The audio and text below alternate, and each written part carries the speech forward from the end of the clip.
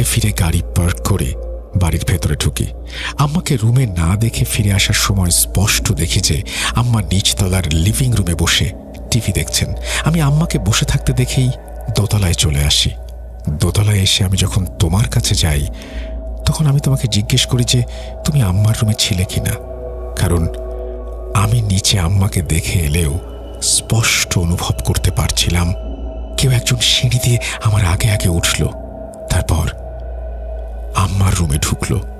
আমি ভেবেছিলাম তুমি, কিন্তু যখন তুমি বললে তুমি উপরেই ছিলে, বাচ্চাদের টেক কেয়ার করছিলে, তখন আমি অবাক হয়ে যাই। কি ঘটছে এই বাসায়? কেন ঘটছে? আজ আবার শুনতে পাচ্ছেন শব্দটা? আমার আয়নার ভেতরে রোজ এভাবেই আসে।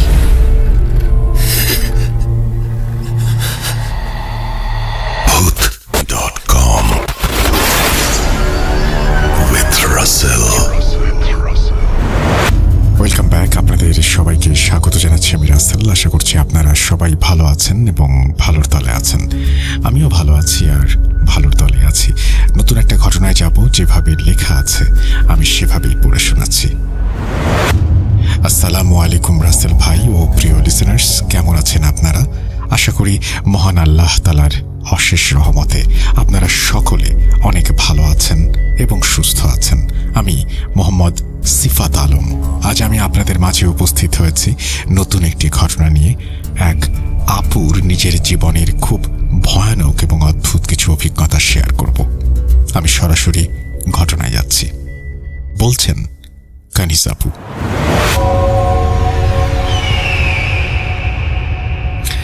কিছু স্মৃতি আর কিছু ঘটনা আমাদের মনে এমনভাবে দাগ কেটে যায় যা চাইলেও সারা জীবন ভোলা সম্ভব না। আমি গর্ব করে বলতে পারি যে আমি আপনাদের এই পরিবারের একজন নিয়মিত শ্রোতা। রাতে ঘুমানোর আগে Booth.com না শুনলে আমার যেন ঘুমই আসতে চায় না। এত সুন্দর একটা পরিবারের সদস্য হয়ে নিজের জীবনের এই ভয়াবহ ঘটনাগুলো আপনাদের সাথে শেয়ার না করে আর পারলাম না। সব অপেক্ষার অবসান ঘটিয়ে আজ ঘটনাটি শেয়ার করছি। আমি যে ঘটনাটি আজ আপনাদের সাথে শেয়ার করব সেটা মূলত আমার সেই বাড়িকে ঘিরে যেখানে আমি বিয়ের পর প্রথম এসেছিলাম। আমার বিয়ে হয় 2015 সালে। বিয়ের পর আমি নতুন বউ হিসেবে সেই বাড়িতে পা রাখি। আমি যদি আপনাদেরকে একটু বাড়ির নকশাটা বোঝানোর চেষ্টা করি তাহলে হয়তো পুরো ঘটনাটা বুঝতে আপনাদের আরও একটু সুবিধা হবে। বাড়ির গ্রাউন্ড ফ্লোরে ছিল আমাদের বেশ বড়সড় একটা ড্রয়িং রুম, সাথে লাগোয়া একটা ডাইনিং রুম, আর একটু এক্সটেনশন করে মানে পেছনের দিকে বাড়িয়ে বেশ বড় একটা রান্নাঘর। এরপর প্রথম তলায় ছিল আমাদের থাকার জন্য বেডরুমগুলো, আর একেবারে টপ ফ্লোরে বা 3 তলায় ছিল একটা বক্স রুম, অন্য আরেকটা ফাঁকা রুম। সেই সময় ওই 3 তলার রুমটা আমাদের তেমন কোনো কাজেই আসতো না, একেবারে পড়েই থাকতো বলা যায়। তবে পরে যখন আমাদের বাচ্চা হলো তখন আমরা ওই রুমটাকে বাচ্চাদের খেলনা রাখার রুম বানিয়ে ফেলি। বাচ্চারা ওখানে গিয়ে খেলাধুলা করত। যখন আমি বিয়ের পর এই বাড়িতে প্রথম আসি তখন এই বাড়িতে মানুষ ছিলাম আমরা মাত্র 3 জন, আমার স্বামী, আমার শাশুড়ি আম্মা আর আমি। শাশুড়ি আম্মাকে আমি মা বলেই ডাকতাম। আমার স্বামী ওই সময়টায় সাধারণত নাইট শিফটে কাজ করত। ওনার ডিউটি রাতে থাকায় বেশিরভাগ রাতেই উনি বাড়ির বাইরে থাকতেন। এখানে আরেকটা কথা আপনাদের জানিয়ে রাখা ভালো, আমাদের বিয়ের খুব অল্প কিছুদিন আগে আমার স্বামী আর আমার শাশুড়ি আম্মা এখানে শিফট করেছিলেন। আমি আসার পর কিছু কথা আম্মা আমাকে পরে জানিয়েছিলেন। আম্মা বলেছিলেন প্রথম ওনার কাছে সবকিছু একদম স্বাভাবিকই মনে হতো, তেমন কোনো সমস্যা চোখে পড়েনি। আমার স্বামী যখন রাতে কাজে চলে যেতেন আম্মা তখন বাড়িতে একাই থাকতেন। বেশ শান্তিতেই দিন কাটছিল, কোনো ভয় বা খারাপ লাগা কাজ করেনি। কিন্তু একদিন অদ্ভুত একটা ব্যাপার ঘটে। আম্মা আমাকে বললেন, বৌমা, একদিন রাতে আমি আমার রুমের দরজার কাছে হঠাৎ একজনকে দাঁড়িয়ে থাকতে দেখি। লোকটার বয়স আনুমানিক 50-এর বেশি হবে। পরনে একটা প্যান্ট আর একটা শার্ট ছিল, আর হাতে ছিল একটা সুটকেসের মতো কিছু। লোকটা খুব অদ্ভুত দৃষ্টিতে আমার দিকে তাকিয়েছিল, চোখে মুখে কেমন যেন একটা রাগের ছাপ। সে রাগী চোখে আমাকে দেখছিল আর বিড়বিড় করে কি যেন বলছিল। আমি তো কনফিউজড হয়ে গিয়েছিলাম।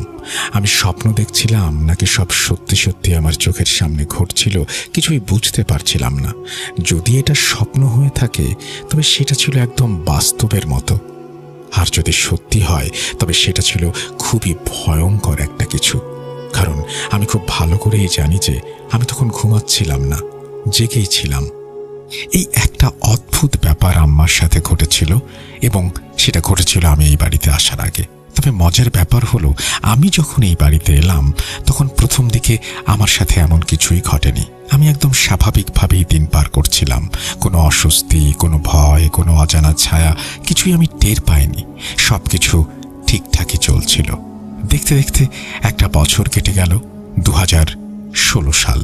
আমার কোল আলো করে আমার প্রথম সন্তান এলো, আমার বড় ছেলে। সমস্যাগুলো শুরু হয় যখন আমার ছেলের বয়স মাত্র 40 দিন। তখন আমার দিনের বেশিরভাগ সময় ওই নিচতলাতেই কাটত। রাতে ঘুমানোর সময় হয়তো বাচ্চাদের নিয়ে আমি ওপরের বেডরুমে যেতাম, কিন্তু দিনের বেলাটা আমি আর আম্মা নিচতলাতেই থাকতাম। আমি সারাদিন এটা সেটা কাজে ব্যস্ত থাকতাম, তাই আম্মা আমার ছেলেকে দেখাশোনা করতেন। নিচতলায় মেঝেতেই ছেলের জন্য ছোট একটা বালিশ আর কাঁথা দিয়ে সুন্দর একটা শোয়ার জায়গা তৈরি করা হয়েছিল। ফ্লোরেই ওকে শুইয়ে রাখা হতো, কারণ এতে আম্মার অনেক সুবিধা হতো। উনি পাশে বসে থাকতেন, ছেলে ঘুমাতো। একদিন এভাবেই ছেলে ফ্লোরে ঘুমাচ্ছিল। মাগরিবের আজান দিচ্ছে তখন, চারপাশে একটা শান্ত পরিবেশ। হঠাৎ করে আমার 40 দিনের ছোট ছেলেটা এমনভাবে চমকে উঠল যেন ও খুব ভয়ঙ্কর কিছু একটা দেখে ফেলেছে। চমকে উঠেই ও এমনভাবে কাঁদতে শুরু করলো যে আমি আগে কখনো দেখিনি। বিশ্বাস করুন, বাচ্চাটা এত কাঁদছিল, এত চিৎকার করছিল যে আমরা দিশেহারা হয়ে যাই। ওকে কিছুতেই থামাতে পারছিলাম না। বাচ্চা তো অনেক কারণেই কাঁদে। কখনো পেটে গ্যাস হলে কাঁদে, কখনো ক্ষুধা লাগলে কাঁদে, কিন্তু আমার ছেলের সেদিনের কান্নাটা একদম অন্যরকম। একটা মানুষ খুব ভয় পেলে যেমন চিৎকার করে কাঁদে, আমার 40 দিনের বাচ্চাটা ঠিক সেভাবেই কাঁদছিল। আমরা তো অবাক, কি করব বুঝতে পারছিলাম না। যেভাবেই হোক ওকে থামাতে হবে। বুকের ভেতরটা কেমন যেন মোচড় দিয়ে উঠল। আমরা ওকে বুকে জড়িয়ে ধরলাম, মুখে দোয়া পড়ে ফুঁ দিলাম। প্রায় 1 ঘন্টা টানা কাঁদল ছেলেটা। 1 ঘন্টা পর একটু শান্ত হলো। আমার বাচ্চারা কিন্তু স্বভাবগতভাবেই খুব শান্ত প্রকৃতির। অকারণে কান্নাকাটি করার অভ্যেস ওদের নেই। তাই ওই দিন ওইরকম ভয় পেয়ে টানা 1 ঘন্টা কান্না করাটা আমার কাছে অস্বাভাবিক লেগেছিল। কেন যে এত ভয় পেল, কি দেখেছিল, সেটা সেদিন কিছুতেই বুঝে উঠতে পারিনি। তবে এটা পরিষ্কার ছিল যে ও এমন একটা কিছু দেখেছে যা ওকে প্রচণ্ড ভয় পাইয়ে দিয়েছে। এই ঘটনার পর কয়েকটা দিন স্বাভাবিকভাবেই কেটে গেল। ছেলেটার বয়স তখন আনুমানিক 2 থেকে 3 মাস হবে। প্রতিদিনের মতো আমি আমার ছেলে নিচতলায় ছিলাম। ওই দিন বাড়িতে আমি একদম একা ছিলাম। দুপুরবেলা, ঘড়িতে তখন হয়তো 12টা কি 1টা বাজে। আমার স্বামী আর শাশুড়ি আম্মা কোনো একটা কাজে বাইরে গিয়েছিলেন। আমি বাড়িতে একদম একা ফ্লোরে বসে আমার ছেলের সাথে খেলা করছিলাম। আমার হাতে তখন আমার মোবাইল ফোনটা ছিল। ওই সময় আমার ফোনের কাভারটা ছিল ওই ওয়ালেট টাইপের কাভারগুলো, যেগুলো দিয়ে ফোনটাকে স্ট্যান্ডের মতো করে দাঁড় করিয়ে রাখা যায়। আমি ফোনটাকে ওই কাভারের সাহায্যে ফ্লোরে দাঁড় করিয়ে রেখেছিলাম, আর স্কাইপে আমার এক ফুপুর সাথে কথা বলছিলাম। কথা বলতে বলতে হঠাৎ আমার খেয়াল হলো রান্নাঘরে আমার একটু কাজ আছে। আমি ফুপুকে বললাম, ফুপু তুমি লাইনে থাকো, ফোন কাটার দরকার নাই, আমি রান্নাঘরে একটু কাজ আছে, করে আসি। 5-6 মিনিটের মধ্যেই কাজ শেষ করে আমি আসছি, তুমি থেকো কিন্তু। আমি রান্নাঘরে যাই। 5 কি 6 মিনিট রান্নাঘরের কাজ সেরে আমি আবার ফ্লোরে ফিরে আসি। এসে ফোনের সামনে বসতেই স্কাইপের ওপাশ থেকে ফুপু আমাকে খুব অবাক করে একটা প্রশ্ন করেন, ওই ছেলেটা কে ছিল রে? আমি অবাক হলাম। কে? কার কথা বলছো তুমি? এই যে তুই যাওয়ার পর যে ছেলেটা তোর ফোনের সামনে দিয়ে গেল, সে কে? কি বলছো তুমি এসব? আমি তো বাড়িতে একদম একা, আমার স্বামী শাশুড়ি তো বাইরে, কে আসবে? ফুপু তখন একটু জোর দিয়ে বলল, আরে না, তুই যাওয়ার পর একজন এলো তো, কে সে? ফুপু খুব ভালো করেই জানতেন যে আমার স্বামী তখন বাড়িতে নেই, আর যদিও বা থাকতেন ফুপু তো ওনাকে দেখলেই চিনতে পারতেন, কিন্তু ফুপু বলছিলেন একটা অচেনা ছেলের কথা। আমি একদিকে হাসছিলাম, অন্যদিকে আমার বুকের ভেতরটা ধক করে উঠল। পা দুটো ফ্লোরের সাথে জমে গেল, গলা শুকিয়ে কাঠ। আমি ফুপুকে একটু স্বাভাবিক করার জন্যই হাসতে হাসতে বললাম, ফুপু কি বলছো তুমি? আমি বাড়িতে একা, কেউ নেই। ফুপু হয়তো আমার একা থাকার কথা ভেবে আর বেশি ভয় দেখাতে চাইলেন না। উনিও কথা ঘুরিয়ে বললেন, ও আচ্ছা, হয়তো মনের ভুল, আমি হয়তো এমনি কিছু দেখেছি, যাকে বাদ দে। আমি বললাম, ফুপু তুমি সত্যি করে বলো তো কি দেখেছিলে? না না, কিছু না, তুই চিন্তা করিস না। কিন্তু এরপর থেকে ফুপু একটা কথা খুব কড়াকড়িভাবে বলতে শুরু করলেন। আমাকে সাবধান করে দিয়ে বললেন, শোন, এরপর থেকে বাচ্চাকে এভাবে একা ফ্লোরে রেখে তুই কোথাও যাবি না। যদি যেতেই হয় তবে ওর মাথার নিচে অবশ্যই সূরা ইয়াসিন, সূরা রহমান বা যে কোনো দোয়ার বই রেখে যাবি। আর তা না হলে ওকে সাথে করে নিয়ে যাবি। একা এভাবে যাওয়াটা ঠিক হবে না। ফুপুর এই সাবধান বাণীর পর আমি আসলেই খুব সতর্ক হয়ে যাই। এরপর থেকে আমি বাচ্চাকে একা রাখতে হলে ঠিক ফুপু যা বলেছিলেন তাই করতাম। বেশ কিছুদিন পর যখন ফুপুর সাথে আবারও এই বিষয়ে কথা বলি, তখন ফুপু আমাকে আসল সত্যিটা জানান। ফুপু বলেন, তোর কি মনে আছে সেদিন আমি তোকে জিজ্ঞেস করেছিলাম ওই ছেলেটা কে ছিল? সে আমি বললাম, হ্যাঁ মনে আছে, কেন? শোন, তুই যখন রান্নাঘরে গেলি তখন হঠাৎ করে একটা ছেলে ওই ক্যামেরার ফ্রেমে আসে। বেশি বয়সের কেউ না, একটা ইয়াং ছেলে। ওর গায়ে একটা চেক শার্ট ছিল আর একটা প্যান্ট পরা ছিল। আমি ওর মুখটা খুব স্পষ্ট করে দেখতে পাইনি, তবে ছেলেটা ওখানে যে ছিল এটা আমি নিশ্চিত। ফুপু এরপর আমাকে একটা প্রশ্ন করলেন, তোর ফোনের ডান পাশে কি কোনো টেবিল বা ওই জাতীয় কোনো কিছু রাখা ছিল? আমি একটু ভেবে বললাম, না ফুপু, টেবিল তো ছিল না, তবে ওখানে একটা ছোট শেলফের মতো বানানো ছিল। হ্যাঁ হ্যাঁ, ঠিক ওই শেলফটার কাছে এসে ছেলেটা দাঁড়িয়েছিল। আর সে এমনভাবে হাত নাড়ছিল যেন সে বাচ্চার জন্য ফিডারে দুধ বানাচ্ছে। কিছুক্ষণ সে ওখানে ওইভাবে দাঁড়িয়ে থাকে। এরপর সে একটু সামনে পেছনে হয়ে আবার ক্যামেরার ফ্রেম থেকে বেরিয়ে যায়। তারপর আমি আর তাকে দেখিনি। এর একটু পরেই তুই এলি। আমি সেদিন তোকে পুরোটা বলিনি, কারণ তুই বাড়িতে একা ছিলি, ভয় পেয়ে যাবি। ফুপুর মুখে এই কথাগুলো শোনার পর আমার অবস্থাটা কেমন হয়েছিল একটু চিন্তা করুন। আমার নিজের ঘরে আমার বাচ্চার কাছে একটা জিন এসে দুধ বানানোর ভান করছে। আমি কিছুই জানতাম না। আমি একে জিন বললাম কারণ বাসায় আর কোনো মানুষ সেদিন ছিল না। আমার পুরো শরীর অবশ হয়ে আসছিল। ভয়ে আমার পেটের ভেতরটা কেমন যেন শিরশির করে উঠল। এই ঘটনার পর আরও কিছু ছোটখাটো ঘটনা আমাদের সাথে ঘটতে থাকে। ঘটনাগুলো এতই অদ্ভুত ছিল যে আমরা আসলে মেলাতে পারছিলাম না যে কি হচ্ছে আমাদের সাথে। সময় গড়িয়ে রমজান মাস চলে এলো। সেহরির সময় আমাদের বাড়িতে একটা নিয়ম ছিল, হয় আম্মা সেহরি বানাতেন আর না হয় আমি। এমন কোনো বাধ্যবাধকতা ছিল না যে আমাকেই বানাতে হবে বা আম্মাকে। যদি আম্মা ফ্রি থাকেন উনিই বানিয়ে দিতেন। এই রমজানের আগে আমার স্বামীর চাকরিতে একটা বড় পরিবর্তন আসে। ওনার খুব ভালো একটা জব অফার আসে এবং উনি আগের সেই নাইট শিফটের জবটা ছেড়ে দেন। নতুন এই চাকরিতে ওনার নাইট শিফট ছিল না। উনি সাধারণত ইফতারের আগে বাসায় আসতেন, ইফতার করে তারাবির নামাজ পড়ে রাত 10:30 কি 11টার দিকে বাসায় ফিরতেন। তাই রাতের বেলা এখন আমরা সবাই বাড়িতে থাকতাম। রমজানের একটা রাতের কথা বলি। আম্মা সেদিন সেহরি বানানোর জন্য উপরের রুম থেকে নিচে নামছিলেন। কাঠের সিঁড়ি বেয়ে নামার সময় আম্মা খুব স্পষ্ট শুনতে পেলেন যে রান্নাঘর থেকে পরোটা ভাজার আওয়াজ আসছে। শুধু আওয়াজ না, পরোটা ভাজলে তেলের বা ঘিয়ের যে একটা সুগন্ধ ছড়িয়ে পড়ে, আম্মা সেই গন্ধটাও পাচ্ছিলেন। আম্মা ভাবলেন, যাক, বৌমা তাহলে উঠে সেহরি বানানো শুরু করেছে, আমি এখন আর রান্নাঘরে গিয়ে কি করব। এই ভেবে আম্মা সিঁড়ি থেকে আবার ওপরের রুমে চলে যান। উনি বিছানায় শুয়ে অপেক্ষা করতে থাকেন, কিন্তু সময় গড়িয়ে যাচ্ছে। সেহরির সময় প্রায় শেষ হয়ে আসছে, অথচ আমি আম্মাকে ডাকতে যাচ্ছি না। আম্মার মনে একটু খটকা লাগে। উনি ভাবলেন, কি ব্যাপার, এতক্ষণ তো লাগার কথা না, বৌমা এখনো আমাকে ডাকছে না কেন? এই ভেবে আম্মা তড়িঘড়ি করে আবার নিচে নামলেন, রান্নাঘরে ঢুকলেন। কিন্তু রান্নাঘরে ঢুকে আম্মা তো পুরো রান্নাঘর একদম ফাঁকা, কেউ নেই সেখানে।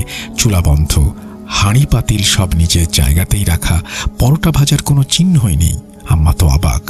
উনি নিজের কানে শুনেছেন আমি পরোটা ভাজছি, নিজের নাকে পরোটার ঘ্রাণ পেয়েছেন। তাহলে সেহরির সময় পার হয়ে যাচ্ছিল দেখে আম্মা ওই মুহূর্তে সব নিয়ে বেশি ভাবার সুযোগ পাননি। উনি খুব দ্রুত হাতে সেহরি বানিয়ে ফেলেন। এর কিছুদিন পরের কথা, সম্ভবত ওই রমজানেই নাকি এর পরের রমজানে, আমার ঠিক মনে পড়ছে না, তবে সেটা রমজান মাসই ছিল। ওই রাতে সেহরি বানানোর দায়িত্ব ছিল আমার। আমি রান্নাঘরে গিয়ে সেহরি তৈরি করে ওপরে গেলাম আমার স্বামীকে ডাকার জন্য।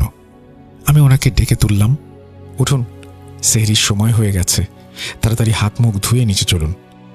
স্বামীকে ডেকে আমি ভাবলাম আমি নিজেই আগে ওয়াশরুম থেকে ফ্রেশ হয়ে আসি। আমি ওয়াশরুমে ঢুকলাম। ওয়াশরুমে ঢোকার একটু পরই আমি শুনতে পেলাম কাঠের সিঁড়ি দিয়ে খুব ভারী পায়ে কেউ একজন ধুপধাপ করে নিচে নেমে গেল। আমাদের সিঁড়িগুলো কাঠের হাওয়ায় কেউ একটু জোরে পা ফেললেই খুব শব্দ হতো, আর এই শব্দটা এত ভারী ছিল যে মনে হচ্ছিল বেশ ওজনদার কেউ তাড়াহুড়ো করে দৌড়ে সিঁড়ি দিয়ে নামছে। আমি ভাবলাম হয়তো ওনার সেহরি করতে দেরি হয়ে যাচ্ছে দেখে উনি খুব দ্রুত দৌড়ে নিচে নেমে গেলেন। আমি ওয়াশরুম থেকে ফ্রেশ হয়ে বেরিয়ে এলাম। রুমে এসে আমি যা দেখলাম তাতে আমার পায়ের তলার মাটি সরে যাবার মতো অবস্থা। আমি দেখলাম আমার স্বামী বিছানায় শুয়ে অঘরে ঘুমাচ্ছেন। আমি পুরো জমে গেলাম। এই তো একটু আগে আমি নিজে ওনাকে ডাকলাম, তারপর ওয়াশরুম থেকে স্পষ্ট শুনলাম উনি দৌড়ে নিচে নামলেন। তাহলে আমি কাছে গিয়ে ওনাকে আবার ডাক দিলাম। উনি চোখ কচলাতে কচলাতে উঠলেন। আমি ওনাকে কিছুই বললাম না, চুপচাপ ওনাকে নিয়ে সেহরি করতে গেলাম। আমি কিন্তু মনের ভেতর তখন ভয়ের একটা শীতল স্রোত টের পাচ্ছিলাম। এরপর থেকে বাড়িতে এমন অনেক ছোটখাটো অদ্ভুত ঘটনা ঘটতে থাকে। যেমন ধরুন, আমি হয়তো রান্নাঘরে কাজ করছি, হঠাৎ স্পষ্ট শুনতে পেলাম আমার স্বামী আমার নাম ধরে ডাকছে। আমি দৌড়ে ওনার কাছে গিয়ে জিজ্ঞেস করলাম, আপনি কি আমাকে ডাকলেন? উনি খুব অবাক হয়ে বললেন, কই না তো, আমি তো ডাকিনি। আবার কখনো এমন হতো আমার স্বামী হয়তো রুমে বসে আছেন, হঠাৎ উনি শুনতে পেতেন আমি ওনাকে ডাকছি। উনি জিজ্ঞেস করলে আমি বলতাম, আমি তো ডাকিনি। এমনকি আম্মার সাথেও এমন ঘটনা ঘটত। আম্মা হয়তো নিজের রুমে ঘুমাচ্ছেন, হঠাৎ কানের কাছে কেউ ফিস ফিস করে বলল, আম্মা উঠুন। আম্মা চমকে উঠে দেখতেন কেউ নেই। কে ডাকলো? কোথা থেকে ডাকলো? কিছুই বোঝা যাচ্ছে না। আমরা আসলে খুব অসহায় বোধ করছিলাম। এই অজানা ভয়টা আমাদের সবাইকে ধীরে ধীরে গ্রাস করছিল। আরেকদিনের কথা বলি। সেদিন রাতে আমি রান্নাঘর, ওয়াশরুম আর রুমের সব ময়লা একটা পলিথিনে ভরে বাইরে ফেলতে যাচ্ছিলাম। আমাদের রান্নাঘর থেকে বাইরের পার্কিং এরিয়ায় যাওয়ার জন্য একটা আলাদা দরজা ছিল। আমরা ময়লার বিনগুলো ওই পার্কিংয়ের এক পাশে রাখতাম। আমি ময়লার ব্যাগটা হাতে নিয়ে রান্নাঘরের সেই দরজাটা খুললাম। দরজা খুলে বাইরে একটা পা রাখতেই আমি খুব স্পষ্ট একটা আওয়াজ শুনতে পেলাম। আওয়াজটা ছিল একটা ছাগলের ডাকের মতো। আমি প্রথমটায় অতটা গুরুত্ব দেইনি। ময়লার ব্যাগটা ডাস্টবিনে ফেলে আমি চুপচাপ আবার ভেতরে চলে আসি এবং দরজা লক করে দেই। কিন্তু কিছুক্ষণ পর যখন আমি একটু শান্ত হয়ে বসলাম, তখন আমার মাথায় একটা বিষয় খেলতে শুরু করলো। আমি ভাবলাম, আমাদের বাড়ির সামনে তো একদম মেইন রোড, সারাক্ষণ গাড়ি চলে। এত ব্যস্ত একটা রাস্তার পাশে আমাদের পার্কিংয়ে এত রাতে ছাগল এলো কোত্থেকে? মেইন রোডের পাশে মাঝরাতে একটা ছাগলের ডাক শোনাটা একেবারেই স্বাভাবিক কোনো বিষয় ছিল না। তখন আমার মনে হলো যে ওই ছাগলের ডাকটা আসলে কোনো ছাগলের ডাক না, ওটা আমাদের বোকা বানানোর বা ভয় দেখানোর একটা নতুন কৌশল। আমি এরপর নিচে গেলাম, চারিদিকে খুঁজে দেখি কিচ্ছু নেই, শুধু ভেজা ভেজা পায়ের ছাপ দেখি, যা ছিল বড়ই অদ্ভুত। 4 পায়ের ছাপ, সামনের পা দুটির ছাপ ছাগলের মতো এবং পেছনের পা দুটির ছাপ অবিকল মানুষের মতো, কিন্তু আকারে অনেক ছোট। আমি প্রচণ্ড ভয় পেয়ে যাই। সময় গড়িয়ে যাচ্ছিল। এরপর আল্লাহ আমাদের পরিবারে আরেকজন নতুন মেহমান পাঠালেন। আমার একটা মেয়ে সন্তান হলো। মেয়ে হওয়ার পর প্রথম কিছুদিন সবকিছু ঠিকঠাক ছিল, কিন্তু সমস্যাগুলো এবার শুরু হলো একটু অন্যভাবে। মেয়ে যখন একটু একটু করে বড় হতে লাগলো, তখন ওর সাথে খুব ভয়ঙ্কর কিছু ঘটনা ঘটতে শুরু করলো। ঘটনাটা আপনাদের একটু বিস্তারিত বলি। মাঝরাতে হঠাৎ করে সে খুব বিকট শব্দে চিৎকার করে কেঁদে উঠত। মনে হতো কেউ ওকে খুব কষ্ট দিচ্ছে বা ভয় দেখাচ্ছে। ও কাঁদতো আর এক দৃষ্টিতে আম্মার দিকে তাকিয়ে থাকতো। আম্মা তোর কান্না শুনে দৌড়ে ওর কাছে যেতেন। আম্মা ভাবতেন হয়তো বাচ্চাটা ভয় পেয়েছে। একদিন রাতে সে ওইভাবে চিৎকার করে কেঁদে ওঠে। আম্মা দৌড়ে এসে ওকে কোলে নিতে যান, অনেক আদর করেন। কি হয়েছে দাদু ভাই, আসো কোলে। আম্মাকে কোলে নেওয়ার সাথে সাথেই সে যে কাজটা করলো সেটা কোনো সুস্থ স্বাভাবিক বাচ্চার পক্ষে করা সম্ভব না। আম্মার কোলে উঠেই তার দুই ছোট ছোট হাত দিয়ে আম্মার গলাটা সজোরে চেপে ধরল। বিশ্বাস করুন, ওই সময় ওর চোখের দৃষ্টি দেখলে যে কেউ ভয় পেয়ে যাবে। একটা ছোট বাচ্চার চোখে এত রাগ ক্ষোভ কিভাবে থাকতে পারে? ও এমনভাবে আম্মার গলা টিপে ধরেছিল যে আম্মার নিঃশ্বাস প্রায় বন্ধ হয়ে আসছিল। আম্মা বুঝতে পারছিলেন এটা কোনো বাচ্চার শক্তি হতে পারে না। একটা ছোট বাচ্চা কখনোই এত জোরে একজন বয়স্ক মানুষের গলা চিপে ধরতে পারে না। আম্মা প্রাণপণে দোয়া পড়তে লাগলেন। আয়াতুল কুরসি, সূরা নাস, সূরা ফালাক, যা মনে আসছিল সব পড়ছিলেন। কিন্তু আমার মেয়ে কিছুতেই থামছিল না। এই চিৎকার আর ধস্তাধস্তির আওয়াজ শুনে আমার স্বামী আমাদের রুম থেকে বেরিয়ে আসে, আমিও আসি। আমরা এসে দেখি আম্মা মেঝেতে বসে আছেন। আমার মেয়ে ওনার গলা খামচে ধরেছে। আমরা হতবাক। দৌড়ে গিয়ে আম্মার কাছ থেকে ছাড়ানোর চেষ্টা করি, কিন্তু ওর গায়ে এত শক্তি আমরা দুজন মিলেও সহজে ছাড়াতে পারছিলাম না। আম্মা আমাকে বললেন, বৌমা, এটা আমাদের মেয়ের শক্তি না। যে শক্তি দিয়ে আমার গলা টিপে ধরেছিল সেটা একটা বাচ্চার শক্তি হতে পারে না। আমরা কেউ ওই রাতে ঘুমাতে পারিনি। আমার মেয়ে আম্মার কোলেই ঘুমিয়ে পড়ে। আমরা ভাবলাম হয়তো ওই এক রাতেই ঘটনাটা শেষ হয়ে গেছে, কিন্তু না, এটা তো সবে শুরু। পরের দিন রাতেও ঠিক একই সময়ে মাহা আবার সেই একইভাবে চিৎকার করে ওঠে। আমরা ছুটে যাই, আবার সেই একই দৃশ্য। টানা 10টা দিন আমাদের সাথে এই ঘটনা ঘটতে থাকলো। প্রতিদিন রাতে একই সময়ে মাহা চিৎকার করে উঠত। আম্মা বলতেন, তোরা দুজন তো সারা রাত ঘুমাতে পারিস না, তোরা যা, একটু রেস্ট নে, আমি ওকে আমার কাছেই রাখছি। কিন্তু আমরা কি ওকে এই অবস্থায় রেখে ঘুমাতে পারি? আমরা সারা রাত জেগে ওর পাশে বসে থাকতাম। 10 দিন পর আমরা ভাবলাম হয়তো মেয়েটা আম্মার কাছে ঘুমাতে চাচ্ছে না দেখেই এমন করছে। আমরা সিদ্ধান্ত নিলাম, ঠিক আছে, ওকে আমাদের মাঝেই শুইয়ে রাখবো। এই ভেবে আমরা ওকে বেডরুমে নিয়ে এলাম। আমাদের দুজনের মাঝখানে ওকে শুইয়ে দিলাম। ভাবলাম শান্তিতে ঘুমানো যাবে। কিন্তু ঘড়িতে যখন রাত 2টা কি 2:30, তখন হঠাৎ করেই সে আবার বিকট চিৎকার দিয়ে উঠল। আমার স্বামী আমাকে ধাক্কা দিয়ে তুলে বললেন, ওঠো, ও আবার কাঁদছে। আমি ধড়মড় করে উঠে বসলাম। দেখলাম মেয়ে বিছানায় নেই, ও ফ্লোরে বসে আছে আর গড়াগড়ি খাচ্ছে, চিৎকার করছে। মনে হচ্ছে কেউ যেন ওকে জবাই করছে। ও ফ্লোরের মাঝে নিজেকে ঘষছিল, কাঁদছিল। ওর কান্নাটা তো লাউড ছিল যে আমি বলে বোঝাতে পারবো না। ওর এই অবস্থা দেখে আমার স্বামীর আর সহ্য হলো না। উনি বললেন, না, আর না, এই বাড়িতে আর এক মুহূর্ত থাকা যাবে না। আসলে এই 10 দিনে আমাদের সবার মানসিক অবস্থা এতটাই খারাপ হয়ে গিয়েছিল যে আমরা আর কোনো ঝুঁকি নিতে চাচ্ছিলাম না। বিশেষ করে আমার শাশুড়ি আম্মা এই ঘটনাগুলোর কারণে খুব বেশি ট্রমাটাইজড হয়ে পড়েছিলেন। ওনার বয়স্ক শরীর এই ধকল আর নিতে পারছিল না। তাই আমরা সিদ্ধান্ত নেই এই বাড়ি ছেড়ে দেব, নতুন একটা বাড়ি খুঁজতে শুরু করি। বাড়ি খোঁজার সময়টাতেও আমাদের সাথে খুব অদ্ভুত ঘটনা ঘটত। বিশেষ করে ওই নিচতলার কাঠের সিঁড়িটার কাছে গেলে একটা গা ছমছমে অনুভূতি হতো। রাতে যদি কোনো কারণে আমাকে বা আমার স্বামীকে রান্নাঘরে যেতে হতো বাচ্চাদের দুধ বানানোর জন্য, তবে আমরা প্রচণ্ড ভয়ে থাকতাম। আমি যখন সিঁড়ি দিয়ে নামতাম তখন আমার সব সময় মনে হতো আমার পেছনে কেউ একজন দাঁড়িয়ে আছে, কেউ একজন খুব ঠান্ডা দৃষ্টিতে আমাকে দেখছে। আমি ভয়ে ভয়ে পেছনে তাকাতাম না, শুধু চোখ বন্ধ করে সূরা পড়তাম। এই ভয় আর দৌড়াদৌড়ি করতে গিয়ে আমি ওই কাঠের সিঁড়ি থেকে 3 বার পড়ে গিয়েছিলাম। ব্যথাও পেয়েছিলাম, কিন্তু সেই ব্যথার চেয়েও ওই পেছনের অজানা ছায়ার ভয়টা এত বেশি ছিল, আমি ব্যথা ভুলে দৌড় দিতাম। একদিন রাতের কথা, আমি রান্নাঘরে দাঁড়িয়ে থালা বাসন ধুচ্ছিলাম। সিঙ্কের ঠিক সামনের দেয়ালে আমার ছায়া পড়ছিল। আমি থালা বাসন ধুচ্ছি, হঠাৎ আমার মনে হলো যে আমার ছায়ার ঠিক পেছনে আরও একটা ছায়া এসে দাঁড়িয়েছে।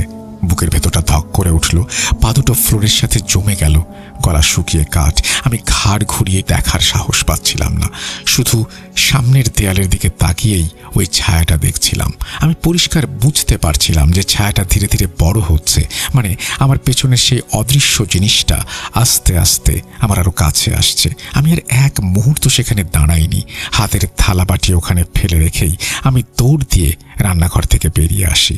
যতক্ষণ না আমি ওপরে আমার রুমে পৌঁছাই ততক্ষণ আমার মনে হচ্ছিল কেউ আমাকে তাড়া করছে। আর একদিনের কথা, সেদিন আমার স্বামী অফিস থেকে একটু তাড়াতাড়ি ফিরেছিলেন। উনি গাড়ি পার্ক করে সোজা বাড়ির ভেতরে ঢোকেন।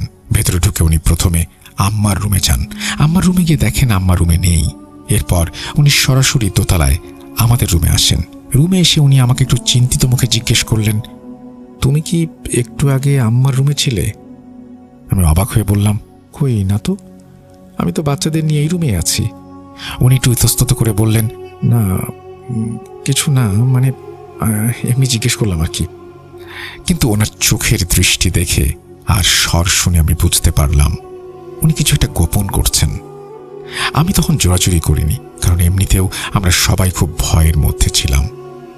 বেশ কিছুদিন পর যখন ওই বাড়ি ছেড়ে আমরা নতুন বাড়িতে যাই, তখন একদিন কথায় কথায় উনি বলেন, সেদিন আমি যখন অফিস থেকে ফিরে গাড়ি পার্ক করে বাড়ির ভেতর ঢুকি, আম্মাকে রুমে না দেখে ফিরে আসার সময় স্পষ্ট দেখি যে আম্মা নিচতলায় লিভিং রুমে বসে টিভি দেখছে।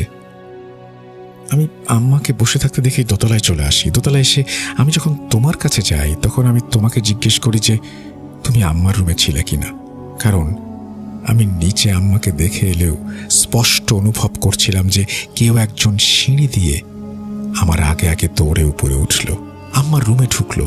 আমি ভেবেছিলাম হয়তো তুমি, কিন্তু তুমি বললে তুমি ওখানে যাওনি। এই কথা শোনার পর আমি বুঝতে পারি যে উনি সেদিন ওইভাবে কেন আমাকে প্রশ্ন করেছিলেন। যাই হোক, আল্লাহর অশেষ রহমতে ওই বাড়িটা ছেড়ে দিয়ে নতুন একটা বাড়িতে আমরা মুভ করি। এই নতুন বাড়িতে আমরা প্রায় 2 বছর হতে চলল আছি। আলহামদুলিল্লাহ, এই বাড়িটা খুব শান্ত। এখানে আসার পর থেকে আমরা খুব হালকা আর ফুরফুরে অনুভব করি। সেই আগের বাড়ির মতো দম বন্ধ করা পরিবেশ বা গা ছমছমে অনুভূতি এখানে নেই।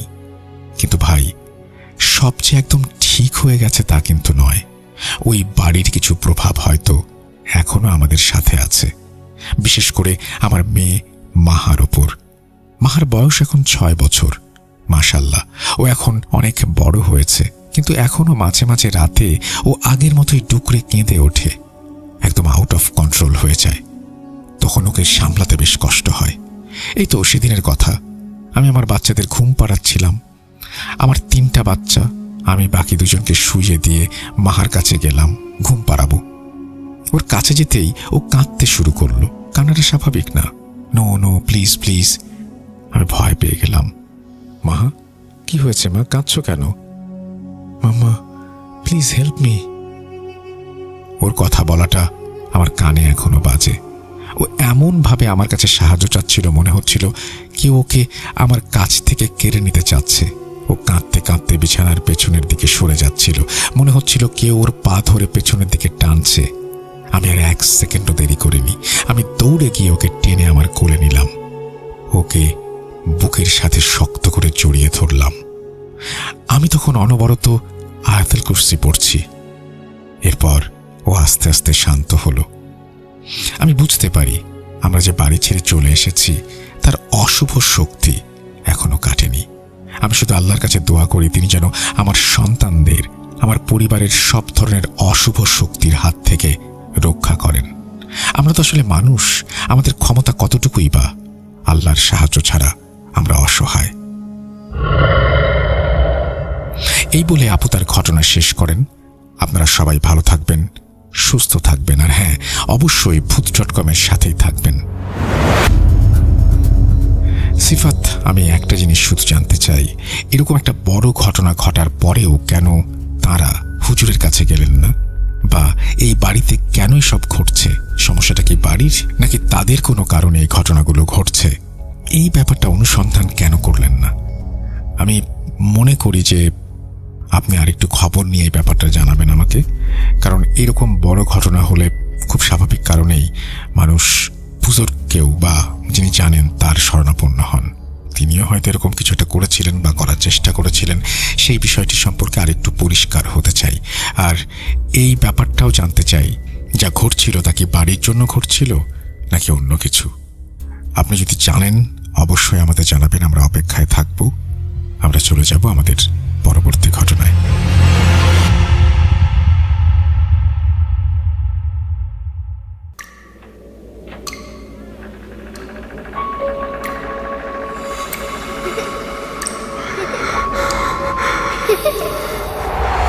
লুকোচুরি খেলবে? লুকোচুরি তুমি লুকাও, আমি ঠিকই তোমাকে খুঁজে পাবো।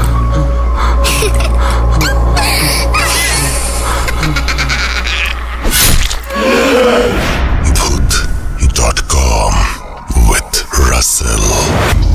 Welcome back. আপনাদের সবাইকে স্বাগত জানাচ্ছি আমি রাসেল। আশা করছি আপনারা সবাই ভালো আছেন, ভালোর তলে আছেন। আমিও ভালো আছি আর ভালোর তলে আছি। নতুন একটা ঘটনায় যাব, যেভাবে লেখা আছে আমি সেভাবেই পড়ে শোনাচ্ছি। আসসালামু আলাইকুম রাসেল ভাই, আশা করি ভালো আছেন। গত 197তম এপিসোডে আমার পাঠানো ঘটনা প্রকাশ করার জন্য আপনাকে ধন্যবাদ। আসলে 1 বছরের বেশি সময় হয়ে যাওয়ায় ভেবেছিলাম সিলেক্টেড হয়নি। আজ আপনাকে আমি নিজ জীবনের একটি অদ্ভুত ভৌতিক ঘটনা শেয়ার করব। সিলেক্টেড হলে এতদিন পেন্ডিং না রাখার অনুরোধ রইল। স্টুডিওতে যাওয়া সম্ভব নয়, তাই ঘটনাটি পড়ে শোনাবেন। আমার উল্লেখযোগ্য কিছু শখের মধ্যে একটি হলো মোটর বাইকে ভ্রমণ করা। সাধারণত ডে ট্যুর করি, তাই ফেরার পথে অনেকবার বেশ রাত হয়ে যায়। গত ফেব্রুয়ারি মাসের প্রথম দিকে, তারিখটি মনে নেই, তেমন একটি ট্যুর থেকে ফেরার পথে আমার সাথে এই ঘটনাটি ঘটে। আমি গ্রুপ ট্যুরের পাশাপাশি একাও রাইড করি এবং ভ্রমণ পছন্দ করি। মাঝে মাঝেই একা রওনা হয়ে যাই যখন একঘেয়েমি লাগে। সেদিন আমি সিলেট সদর থেকে বিয়ানীবাজার উপজেলায় এক পরিচিত ভাইয়ের সাথে দেখা করে বড়লেখা, জুড়ি, রাজনগর, ফেঞ্চুগঞ্জ উপজেলা হয়ে শহরে ফেরার রুট প্ল্যান করি। রাজনগরে আরেক পরিচিত বাইকার ভাইয়ের সাথে দেখা করার কথা ছিল। বেশ কিছুদিন বেড়ানো হয়নি। আমার উদ্দেশ্য ছিল যত বেশি সম্ভব রাইড করে আসা, তাই ইচ্ছে করেই রুটের লেংথ বাড়িয়ে দিয়েছিলাম।